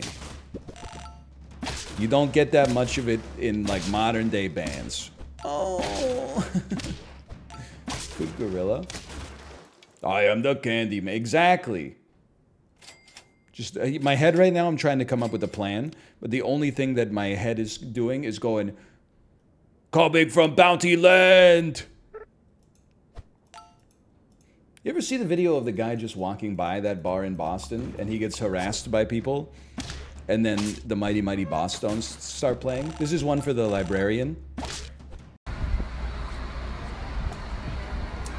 Yeah, it's fucking hilarious, right? The bar is full, it's fucking hilarious. You can change your... Oh, there you mother! He's literally just like walking through Boston. Well, he's filming, but like that's not that rare in the modern day. And then the one guy goes like, yeah, the bar's closed. It's fucking hilarious, right? And then he kind of drops a word you definitely shouldn't say. And then I don't even know, it pans immediately to another guy who looks exactly like a young Mark Wahlberg. And he goes like, oh, doing your mother. And then it pans to a guy that goes, oh, man. My college roommate would do Sean Paul Saturday, in which he'd wake us up at 10 a.m. to drink playing Sean Paul, and dead ass would drink a Four Loko and Mad Dog 2020 before noon. I kind of miss that era, but the thing is, you can't go back. Like, you might say that's dumb. It's not dumb, it's sad. If you're like 25 or older, that's sad. But if you're like 18 to 22, that's sick. I honestly, like, a little jealous. Because you can't recreate it. The older you get, the best you could do is like, you know, 2 beers at lunch and then kind of try to ride it out all day without getting like a tummy ache or something like that. You can't be, if any of my friends that are my age were like, I'm doing Sean Paul Saturday, I would be like, oh man, if he does like 3 Sean Paul Saturdays, it's on me to start the intervention.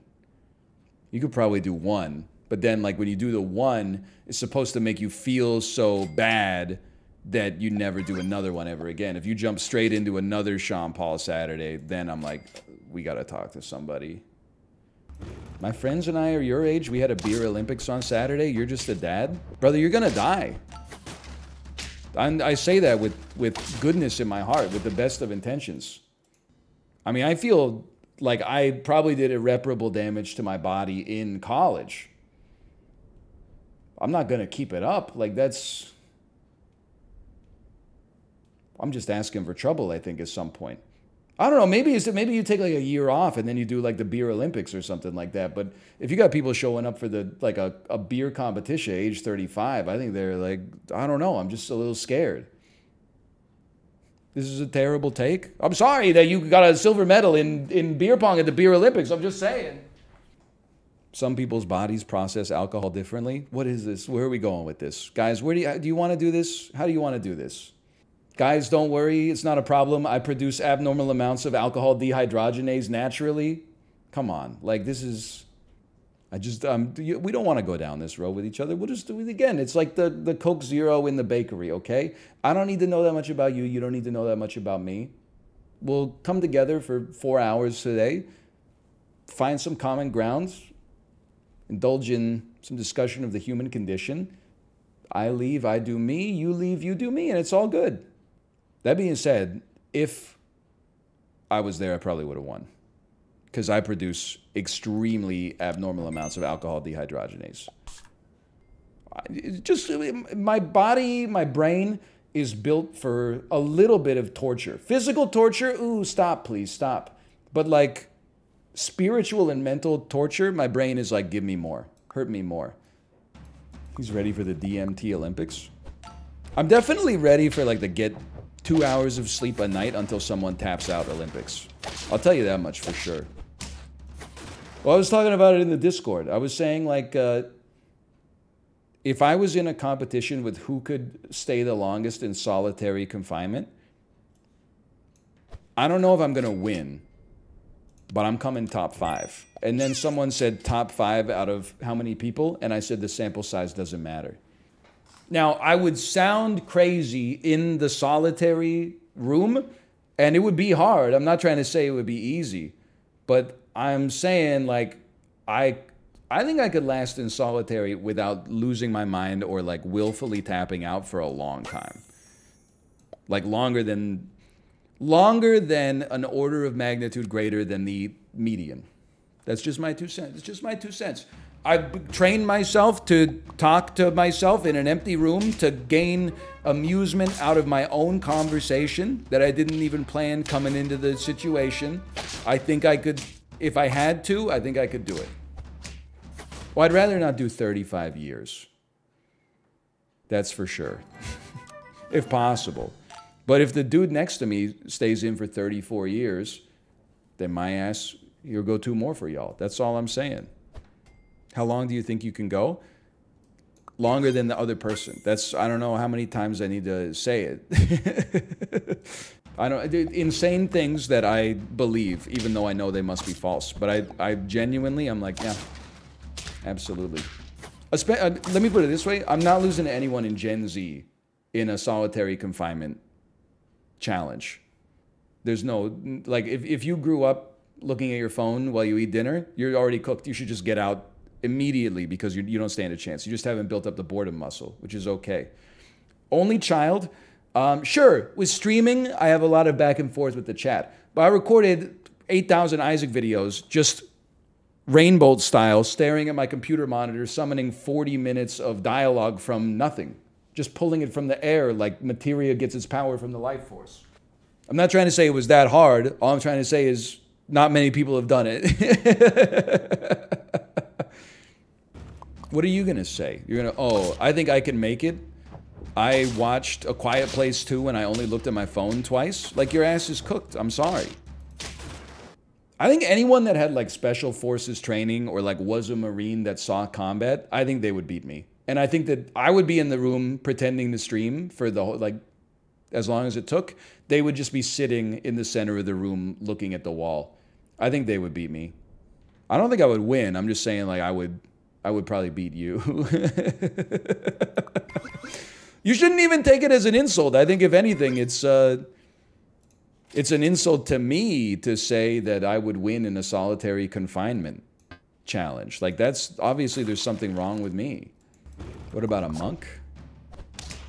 I don't know. They probably like get bored once they realize there was like no frocks. They would be like, what? No frocks? I'm out of here.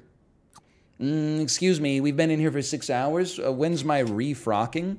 Oh, sorry,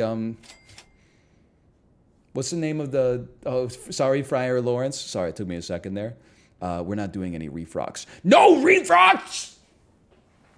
Get thee to Mantua! How long would Dan last? I think Dan would last a long time in a solitary confinement challenge. I don't know where it comes from, but I definitely think Dan could. Yeah, like the Big Brother house is kind of similar to solitary confinement. In fact, it's worse than solitary confinement. They got you locked up with other people.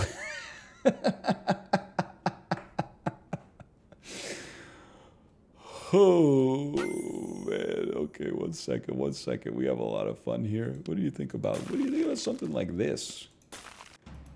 Nice level 3 worm. We'll get a slightly cheaper, better apple. What is this? Erewhon? Level 2 gorilla. I gotta hand it to you. That's a nice get, level 2 gorilla. You don't know how hard I had to work for that joke. I was trying to think of what's that grocery store Chibli was in love with? Sobeys. So true, Sobeys. Erewhon has $30 gallons of water. Controversial opinion, that's more than I would pay for a gallon of water. Okay, you congrats, Paper Cat. You got a good squad here. I'm sorry. I mean, again, I feel like I'm trying to put myself out into the culture. I think if you like my stream, you have to be stupid to think that you agree with everything that I think. That's crazy. Sometimes people go like rare bad take, and I'm like, I got 1,000 of them. You're not gonna agree with me one-to-one. That'd be fucking creepy. Robin Williams 1 hour photo ass shrine to me in your living room. Don't do that. We got everybody. You know, you're gonna have agreements and disagreements. Here's something I think. I judge you if I see you out in public drinking from a plastic water bottle. If you're drinking from a reusable water bottle, I think good planning. Plan ahead. Little bro must be thirsty, I guess. He's got to take his baba everywhere. When I see someone drinking from like a Kirkland Signature plastic water bottle, like just out in public, I'm like, how did this happen? It seems a little crazy. It's not even like, because there's a hypocrite element to it. Because if I saw you drinking a plastic bottle of juice or soda, I would say, he's just enjoying a soda. But something about like deliberately choosing to drink bottled water is crazy to me. Not just because it seems wasteful, but also because the plastic water bottle always tastes like shit. It's like the worst water you could possibly have. Like you went into a store that sold many different things, and then you decided, hey, for the same price as everything else, give me like the worst tasting version of this liquid. It just seems crazy to me, like of all the options that are available to you. Bottled water is better than 9 out of 10 sodas. You have COVID-19 respiratory virus right now. You guys, I'm sorry. You've lost your sense of taste. What are you talking? Bottled water, bottled Kirkland Signature, fucking Adirondack Springs water out of the hot trunk of somebody's car where they didn't even take the plastic wrap off of the crate. Like, it's just that they go in there, yeah, hey, I got some water, and then they like rip out a plastic bag from its prison in their trunk. No shot, man. Give me like anything else. I'm not a doctor, okay? I'm not a doctor. But if you're like, you got bottled water, Coke Zero, Pepsi Zero, vitamin water Zero, Sprite Zero, give me anything zero, man. And then if you're like, we got a little fruit juice, I would take the fruit juice over the water in the outdoor situation for sure. I just can't feel like I respect myself being like, yeah, give me, like, I don't ever want to be in a situation where I have chosen to make the decision to drink a bottle of water in public where you can crush it by going like this. You know what I mean? Like, some bottles stand up better, but there's a lot of them, they use like single ply plastic. And as soon as you finish it, you can just go crunk and turn it into like one atom thin. What about sparkling water? At least it has like a certain je ne sais quoi, you know? Can I buy water if I'm in Stanley Park for like 5 hours and I'm thirsty? Why don't you just stop at a water fountain? Oh, the water fountain's dirty. Can I get that Dasani that's in a thin, clear plastic bottle that it's been exposed to UV radiation for 6 hours instead? -2, +2. Yes, please. Stop using Dasani. But it's a callback to my favorite tweet ever. Great news. Scientists found water on the moon. The horrible news. It's Dasani. We don't have water fountains? Well, this doesn't apply to you then. Shut up.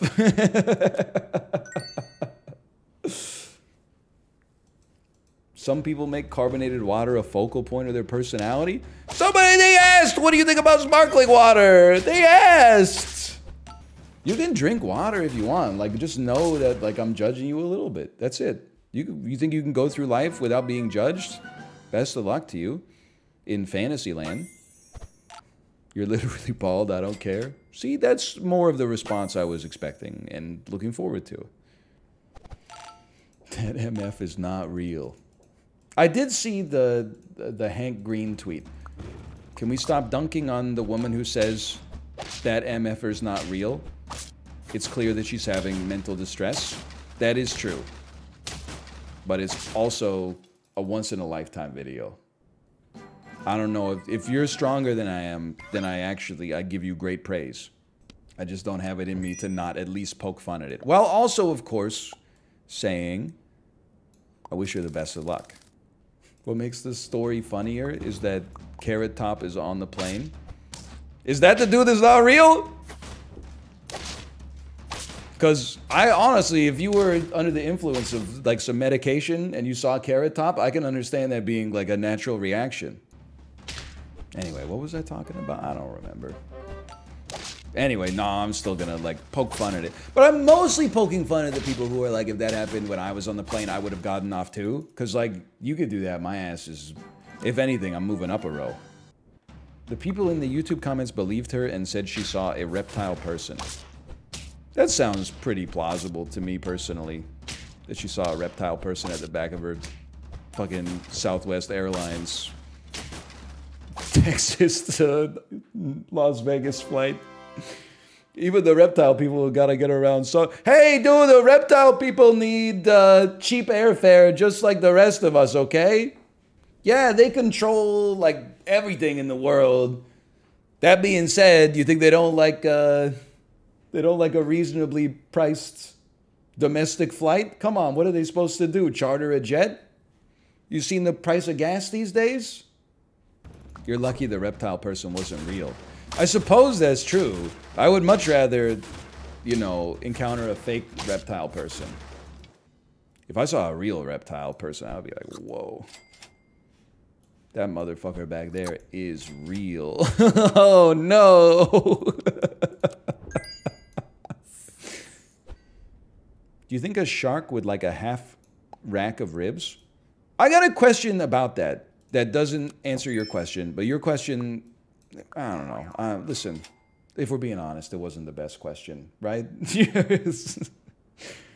You ever see that clip from the Trump press conference where one of the reporters asks a question and he basically says, like, you're the worst reporter I've ever heard of in my entire life. I don't understand why CNN keeps sending clowns like you. And then he points at like another guy and the guy gets up and says, before I ask my question, I just have to defend my friend. Jim's a good reporter. We've roomed together on the road for years. And then Trump says, let's be honest, you're not the best either. Oh, man. I don't even know what the hell they were talking about. I don't know what the press conference was for. It was like a reverse roast. The crowd, I'm not saying you got to hand it to him. I'm just saying the crowd work was crazy. That dude, he was going like 1 versus 100. And as far as I'm concerned, at least when it comes to the Comedy Central rules of debate, he was winning. That's all I'm going to say. Anyway, what was I talking about? I almost tweeted this, but I was self-conscious that I've tweeted too much recently. And I know we've talked about it on the stream in the past, so it's a bit of a rehash. But I swear to you that it just gets more true for me every day. If you haven't had an orange in the last 5 years, do yourself a favor, go to the grocery store, buy 1 or 2 oranges. You don't have to buy a whole case or whatever. Buy 1 or 2 oranges. They did something. Sunkissed did something in the 2010s. They patched the genome, and every single orange is 10 out of 10. It's like a glass of water and a beer and a cup of coffee all rolled up into one package. Like, it's nothing feels, it's like it's not an entire meal of calories, but it's an entire meal of refreshment in like a single pouch. When I was a kid, you got, some of the oranges were juicy, and some of the oranges were kind of like mealy. They kind of sucked. I've had probably 40 oranges in the last month. Every single orange, multiple brands, multiple SKUs, multiple grocery stores. Every single one has hit. Maybe I changed a little bit, but I'm telling you, the oranges, they did something, man. They patched it. One of these days, they got to patch pears because they're not holding up their end of the bargain. But for now, I'm content with what they've done for oranges. They did something with oranges, man. I'm telling you. You don't have to believe me, but I wish you would. Because I'm telling the truth, I think. They did something to grapes, too. I know, they did surgery on a grape. I've been telling you that. Why are you telling me that? Tell me something I don't know. I ate 2 oranges right before bed last night. You know how crazy Kate looked at me like I was? You know how crazy my wife said I was? She said, I'd never seen a man peel and eat 2 oranges like that before. I know, I wouldn't know what I was doing myself. It's so obviously like a single serving fruit. I ate 1 orange and I said, fuck that. Went right back, peeled the second one. Room temperature or refrigerated. We don't have room in our fridge for the orange. I guess we could like run like a triage. I could like take one out, put another one in. But these are room temperature oranges. I believe that they would taste even better coming out of the fridge. But I'm telling you, even room temperature, it tastes cold in a good way. You know how like a cookie, like a chocolate chip cookie tastes cold? You know what I'm saying? Come on, you know what I'm saying, guys, right? You know like how sweetness and coldness are kind of linked, similar in your tongue? Like sugar's cold, and you know what? Yeah, see, some people are with me. These oranges are room temperature, but they taste cold. That's how sweet they are. If they were hot, they would probably taste room temperature. Because that's how cold they taste. Do you have carbon monoxide detectors in your new place? Listen, hang on. Google. Why do sweet things taste cold? Hang on. I gotta scroll a little bit. That's not a good sign. All right. Looks like those people aren't ready for that one yet. That's okay. Let me think about SAP for a second here. I gotta call my doctor. You don't think that, like, if you... I'm not talking about, like, a Chips Ahoy. But if you get, like, a chocolate chip cookie that has big chunks of chocolate in it, when you bite into the chocolate, you're not, like... It doesn't taste cold, like your teeth don't chatter, but you're like, ooh, my tongue is like, that's a little... If I had to choose whether that was cold or hot, I know which side I'm choosing. No? What are you... Me neither. All right, well, glad we're all on the same page here. I was beginning to think you guys were a little fucked up. Like, are you allergic? I don't think I'm allergic to chocolate chip cookies, okay?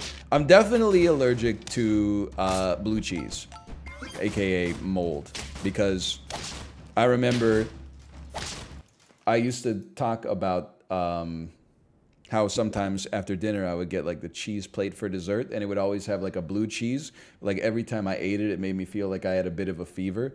And then people were like, dog, you're allergic. And I was like, really? No, I don't think so. And then they're like, no, that's literally just like an allergic reaction. And I was like, oh, yeah, that sounds right. That checks out.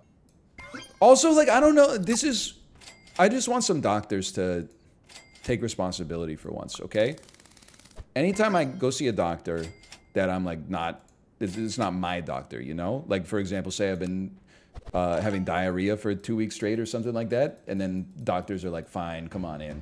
Anyway, they always ask me if I have any allergies, and then for like the first 20 years of my life, I said I might be allergic to my penicillin. My mom told me like that my dad's allergic to penicillin, so they never gave it to me. And then the doctor always went like, well, like he really is trying to make up an allergy just to feel special. So you don't know if you're allergic to penicillin, but you want me to, yeah. Anyway. So then I got tired of being condescended to, so I stopped telling them that I was allergic to penicillin. And then, now I'm allergic to blue cheese. So I don't know if maybe I am allergic to penicillin. I guess I have to go to a different doctor. I guess it's my fault now that I think about it. Anyway, whatever. Just forget I said anything. Penicillin is in blue cheese? Well, I know it would make, you know, going to the doctor quite a delicious experience. But, like, they're related, right? Like Charles Darwin and his wife?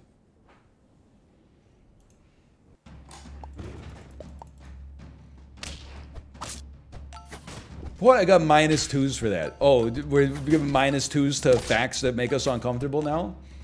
They were cousins, man. There was just no reason for it. I had to really quickly think of two things that were related. I guess I should have said, you know, brother and sister, but just in my head, it's that Charles Darwin. Charles Darwin wrote a pros and cons list before proposing.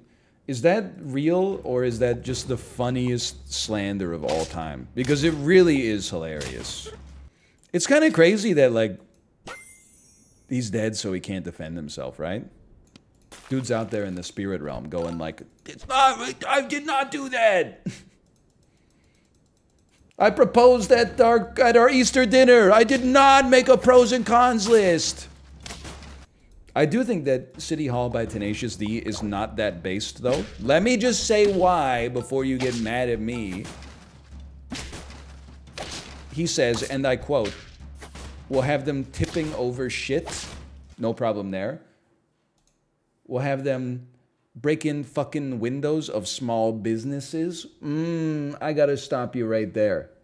You should please direct that level of anger and property damage at City Hall, please.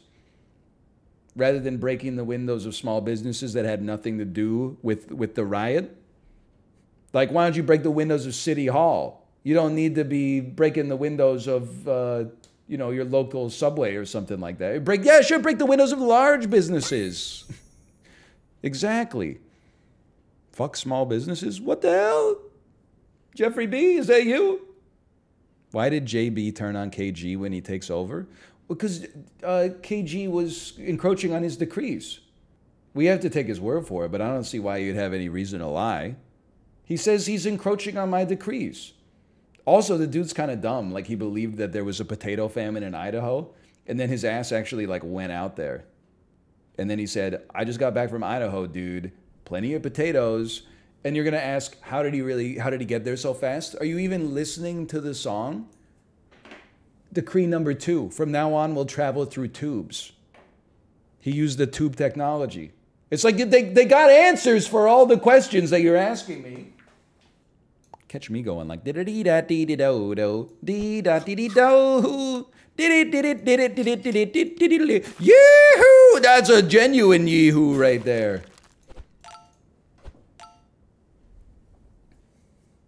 What a great shop. These teams are getting really good, though. Oh! There's 9. I am experiencing brain death. Feels good to be back after a weekend away. Sucks for you. You gotta edit, like, well, you don't have to. You choose to edit all the insane stuff that I say into a more digestible format. What about the VIPs from the password game? So true. Can I get the ats? Hang on, I think I have them in the moderator Discord channel. Here they are, okay? If they are here, the 3 heroes who typed the hexadecimal code that allowed us to complete the password game, if they are here, you're getting VIP'd. So we got bangers only with a Z. 999 plus messages in chat. They are not here right now. I'll come back to that one. DL Guiga. DL Guiga. 999 messages in chat. Last message. Peloton bikes are supposed to be recalibrated every 3 months. Calibrate yours and do it again. Yeah, your bike's calibration is off. Have you ever recalibrated your bike, or are you still living off of inflated numbers? Have you ever recalibrated your bike, or are you still living off inflated numbers? Okay, old ass. Oh no, what the hell? They're a Peloton hater. I assure you my wattage is perfectly verifiable. I've got verifiable wattage, okay? And then /user, and they're not here right now. /user stonemanfish. 6 messages total in chat. That's crazy. Talk about having like the highest density of valuable messages of all time. Second A and A at the end are on the same line. That's their last message. They literally came in with like the Ark of the Covenant and then didn't even say you're welcome. They just dropped it and then like went through the rest of their days satisfied. I could never. That's crazy, man. We should definitely VIP that last individual, Stonemanfish, because they've only left 6 messages in 12 years of watching the content. So when they leave their 7th message in a year and a half, they're going to be so fucking confused, and that's going to be hilarious. And if we're going to do that, we have to stay consistent. We'll VIP bangers only as well. And then we'll VIP DL Hewley? DL Guiga. What about Librarian? They're a VIP. They're elevated above VIP. They get spoken to like every stream. They're in their own category. It's just that Twitch has not created a way to denote the category yet. Recognized valuable chatter member of the community. I don't need a badge. Just VIP them too. We can't have 4 VIPs in one stream. It reduces the value of the VIP. Used to be a kick-ass Duke or the chatter formerly known as VIP. You think Tom Cruise has ever chosen to listen to a rap song? I feel like I would love to know what kind of music Tom Cruise listens to in his downtime, if he listens to music. I don't think that he necessarily would listen to quote-unquote weird music, but I think no matter what it would be, when he told me, I would go, weird. Like imagining Tom Cruise listening to anything just feels so weird in my head. Like him bobbing his head to like a song in his kitchen while he cuts up some tomatoes or something like that. Usher? Don't get me started on that guy, okay? What's Usher doing now? He's going out breaking up families. You get pleasure out of this, you sick motherfucker? I'm never taking my wife to an Usher concert, man. He's a homewrecker. So true.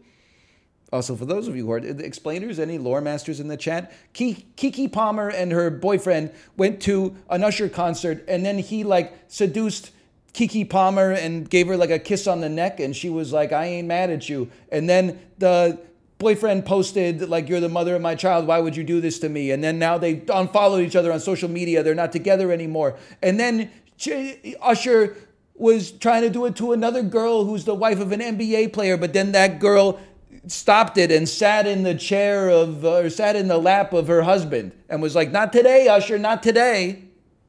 I just don't know what Usher's doing out here, man. Usher, I'm giving you a wag of the finger today, Usher.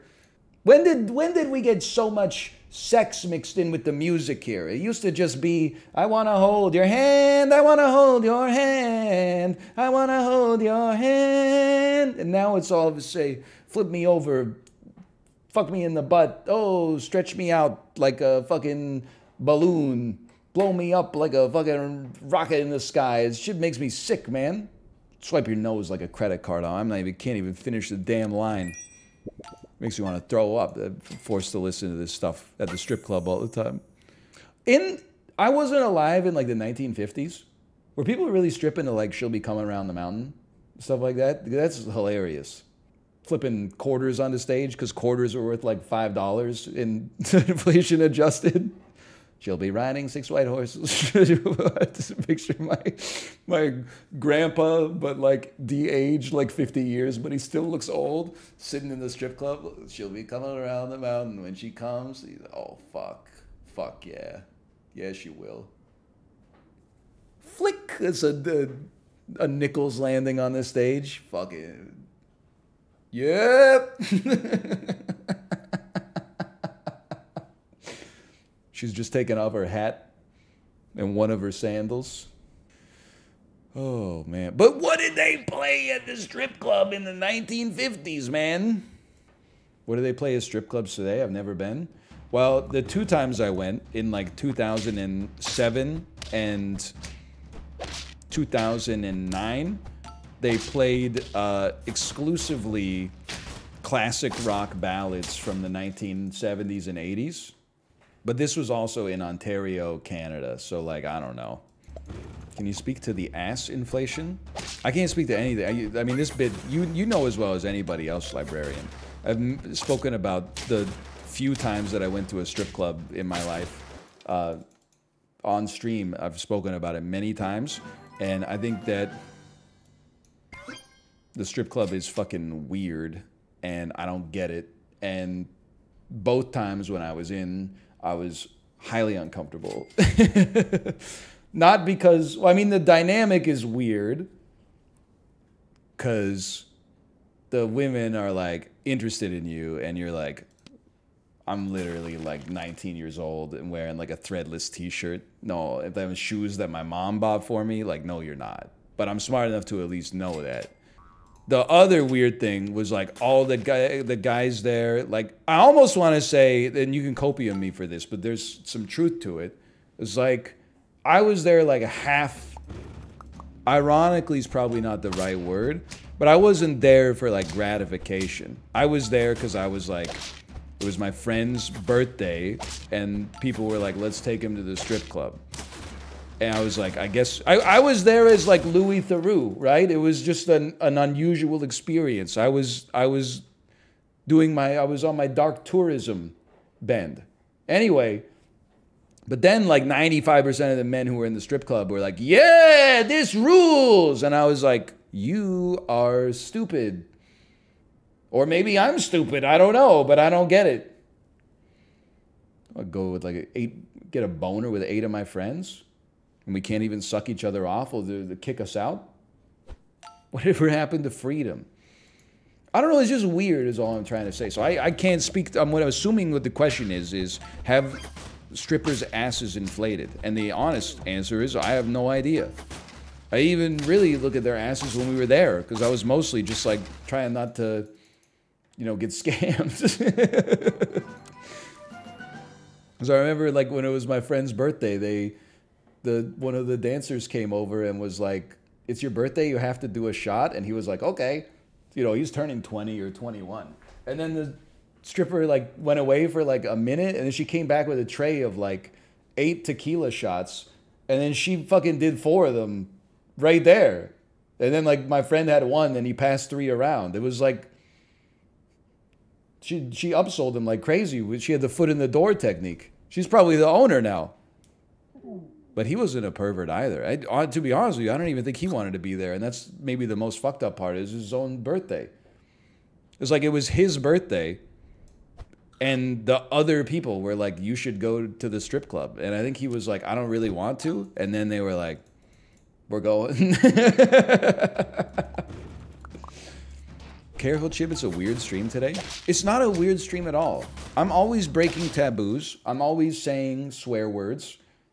I'm always using Gen Z terminology, saying shit like, I'll be like, "Whatever happened to sucking dick? Now all anybody talks about is eating ass." People are like, "Whoa! I thought only my friends talked like that." No, I'm not that old. I'm not that old. I'm 34. Chibley, I'm just thinking too, that's kind of a great bit. That's kind of a great tweet. Whatever happened to sucking dick? Now all everybody talks about is eating ass? Can you check your phone? Okay, hang on. Okay, I see. Holy cow. Holy. I gotta respect, I like that I married a strong woman, okay? Because she told me to check my phone, and then basically what she wanted me to see was like 7 home improvement projects that she completed in our house while I was doing fucking nothing. Just talking, sounding like an insane person playing a mobile video game on desktop. You deserve to brag. Holy cow, thank you. It's actually even worse, because the first picture is, here's some shit that you forgot to bring from our house. So the first picture was like, you made a mistake, and then the next 6 pictures were like, check out how much I improved our lives. And I'm like, I know, thank you. I'm so fucked up. I will say though, because people are asking me real questions about Skibidi Toilet. I don't know anything about Skibidi Toilet. There is a fallacy, maybe not a fallacy. I think there's a deleterious way to live, which is everything stupid that the younger generation is doing is actually awesome. You know, we all have that period in our lives. Usually it's when we're still young, but then other people are younger than us for the first time ever. And we go like, oh, it's so stupid. I'm 17, but it's so stupid that 14-year-olds these days are saying sus. Back in my day, we said fucking legit or whatever. Then there's the flip side, which, if I may posit, is actually a little bit more cringe. That's old people who immediately think that everything young people do is awesome. That's crazy to me. You find like a 65-year-old man who looks like, you know, like he's got an 8-pack, and he looks like beef jerky when he takes his shirt off, and he's like, I don't know why everyone else my age is mad about all the Tide Pods. I think it's cool that all the kids are eating Tide Pods. If I was 15, I'd be eating Tide Pods too. I have a boss who is 50 years old, and he talked about watching Evangelion. Follow-up question, was your boss Robin Williams from the movie 1 Hour Photo? Did you work at a photo lab inside of a pharmacy? Yes. I have some troubling news about your boss. He kidnapped 2 people and forced them to engage in lewd acts in a hotel room. And when my friend saw the movie, we were in 9th grade, he said it made him cream his jeans. And I said, yeah, because they were doing lewd stuff, right? And he said, no, because I was so scared. And I said, Is that what cream in your jeans is? When you poop your pants? I was always under the impression that creaming your jeans was when you shoot your wad into your Joe Boxers. It is? I gotta find this guy on Facebook, let him know. Remember when you made fun of me for saying creaming your jeans was when you come? I was right. The internet says I was right. Creaming your jeans is when you come. You dropped a deuce. That's totally different. Remember that time you stole my lunch money and you said creaming your jeans is when you poop your pants? Remember that time you gave me a wedgie and said you're probably so scared you creamed your jeans? And I said I did cream my jeans, but that's just because I have a humiliation kick. It's got nothing to do with it. It's a different. You got your verbiage all messed up. You think you would beat me in a solitary confinement challenge? You think you would beat me in a solitary confinement challenge? Do you hear yourself? Have you heard ETA by New Jeans yet? You would love the conspiracy theory that it's about terrorists. Chibli, I love talking about fourth generation K-pop girl groups. New Jeans, I do like some of their stuff, but I honestly think, at least from what I hear in the car, I think I'm more of an aespa stan personally. Super Shy by New Jeans is a banger. No joke, that's what my wife played for me in the car. She played like 7 K-pop songs for me in the car yesterday. That was the one where I said, I liked most of them, but that one was really good. And that's like as close as you'll ever get to someone doing a blind taste test, because I had no idea who sang it or what they were saying, to be honest. So, I think if you're a New Jeans fan, you ate. Let's put it that way. No salad. Too spicy. Must some of that. Yeah, I could do.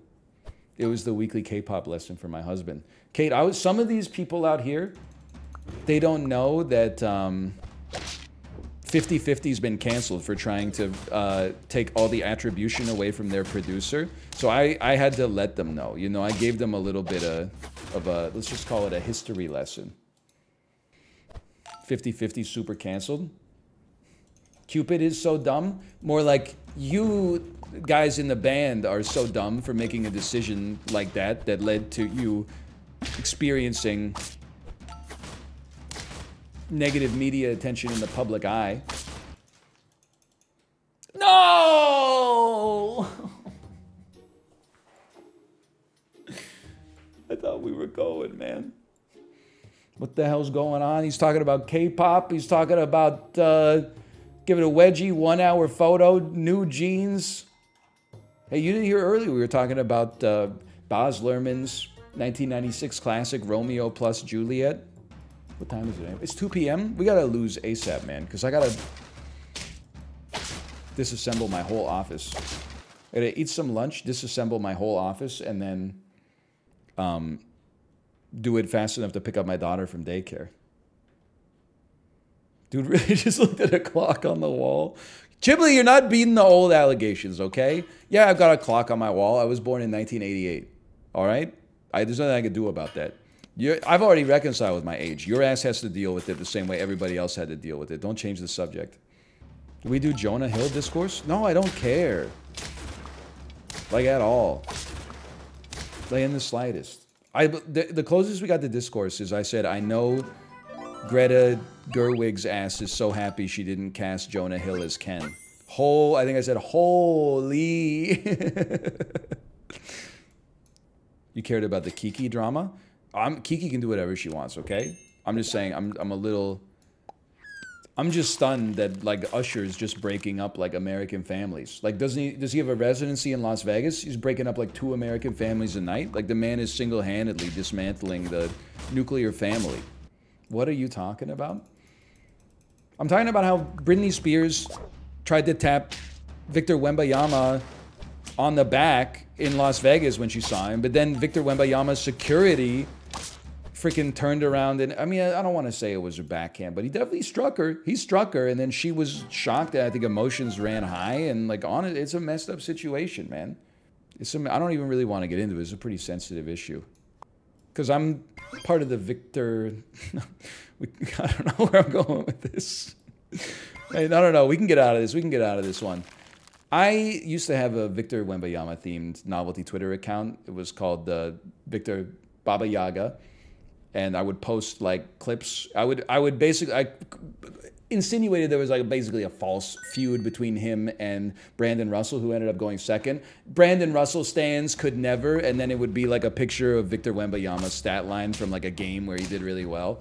And then so that became like a big part of my identity. But before that, I was big, like I was like a capo in the Britney Spears fandom. So it's causing me like a big problem right now because I'm kind of like torn between two allegiances, and a lot of my fans want me to make a statement, but I don't know what to say because if I take Victor's side, then I'm really gonna annoy all the Britney fans that follow me, and if I take Britney's side, then, I mean, I'm supposed to be like Victor's number 8 novelty account on Twitter right now, and his stock is only rising. So I don't know. I don't know what I'm gonna do, quite frankly. It's been like a pretty hard week for me.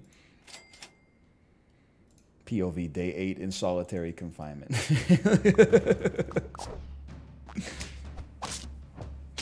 You need to get off of NBA Twitter? Bro, it's NBA Twitter is popping off, man. Like, why they got my man Jordan Poole out in DC? They don't never ask him any questions about the Washington Wizards. They're only asking him questions about what it was like to be on Golden State. Like, literally, the dude got traded to Washington. Can you ask him how he feels to be, you know, in the Beltway for once? Why are you asking him questions about Draymond Green? When are you going to watch the NBA? It's never going to happen. NBA drama is better than the games, and I love the games. Do you see the tweet today where John Moran tweeted, like, all attacks are being calculated or something like that? It's something along those lines. And then the quote tweet was like, we literally just want you to play basketball. And then it was the video of Michael Jordan in concert, and there's like the actor with the M16 pointed at him, and Michael Jackson just puts his hand on the barrel of the gun and points it down. Oh, man. NBA Twitter is definitely like the best part of Twitter. Could you get a more obvious endorsement than that? I've never even seen a game of basketball, and I love NBA Twitter. How do you feel about Wemby? I mean, I feel like he's destined to become one of the all-time great number 5s, without a doubt. He's like 7'8" with a 10-foot wingspan. Like, how are you supposed to stop him from hitting the jumper? Nobody's tall enough to stop him from hitting the jumper. As long as he can, you know, keep himself healthy, I don't think there's anything stopping him from being like, you know, in the conversation for one of the best centers of all time. Now, have I ever seen him play? No, I've never seen him dribble. I've never seen him shoot. Never seen him receive a pass or gather a rebound. But I would say, based on what I've read, he's got the world's his oyster. He plays forward, not 5. Bro, okay, listen, ever since the rise of LeBron James, the roles that players play, the positions they play in the NBA, it is very muddy, okay? There's no such thing as a default like 1, 2, 3, 4, 5 anymore. Everybody plays everything. You're telling me you get Victor Wembanyama, he's not going to be taking the tips? You're telling me he's not going to be eating glass, getting offensive rebounds? Come on. It's like we're not reading the same thing. That's all I'm going to say is we're not reading the same thing. Why are you comparing him to LeBron? I'm not comparing him to LeBron James. Yet LeBron James, obviously, you know, he's cemented his legacy as one of the greatest players of all time. I'm just saying LeBron came into an NBA where positions were locked, and then he ended up being flexible. He played 1, 2, 3, 4, and even 5 a little bit his 3rd year in Los Angeles, okay? I'm just trying to say that he pioneered positionless basketball. I don't know why people are trying to put words in my mouth. Shockingly good take for someone who doesn't watch basketball. I know, I'm really smart. Were you kind of hyped when Toronto won a couple years back? I think it's cool that Toronto won. If any basketball team had to win the championship, and as I understand it, that is one of the rules, I would want it to be Toronto. People were really happy for sure. But like at the end of the day, I'm not going to take any credit for the championship, I guess is what I'm trying to say. Unless, well, in so many ways. Such as, I'm getting married on Monday. Any tips for me? First tip, today's Monday, brother. You're late. Second tip, you get 1 free fuck up. I know you're going to say this is bad advice, but a lot of people were not here at the start of the stream, okay? This next week, I think it's the 17th. The 17th is National Get Out of the Doghouse Day, which means your wife is obligated. I know those are strong words. I don't feel good using them. I kind of immediately regretted it. Either way, she is obligated to let you out of the doghouse. Now, if you're not familiar, which you may not be because you're just getting married, the doghouse is something that you are said to be in figuratively or even literally, depending on your pet situation, said to be put into when someone is mad at you, particularly your spouse.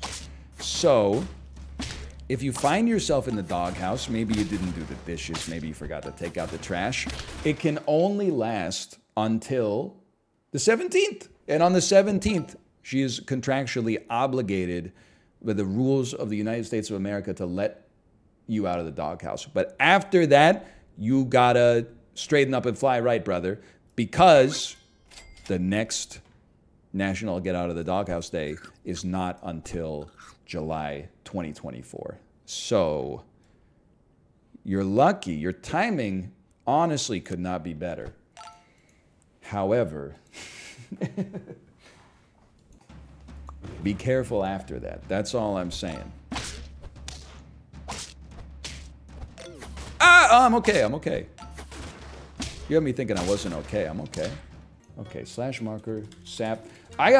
Kate is at home right now, receiving and then putting together our desks. I'm gonna eat some lunch super quick, and then I am going to disassemble my own office and take it over to our new place. And presumably, listen, all I'm gonna say, we're doing everything on our end, okay? If the desks arrive late, or like, are they there yet, Kate?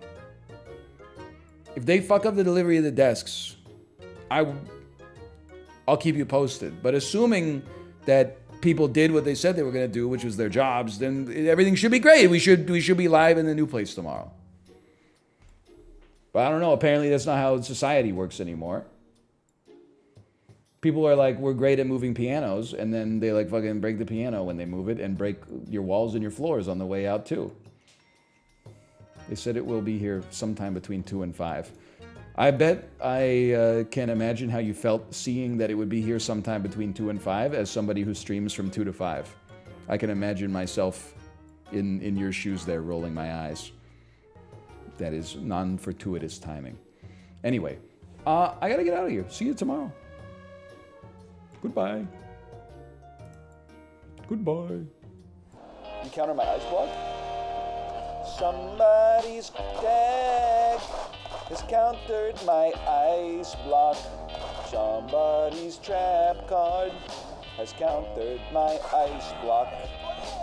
Guess they just countered my ice block. Oh yeah.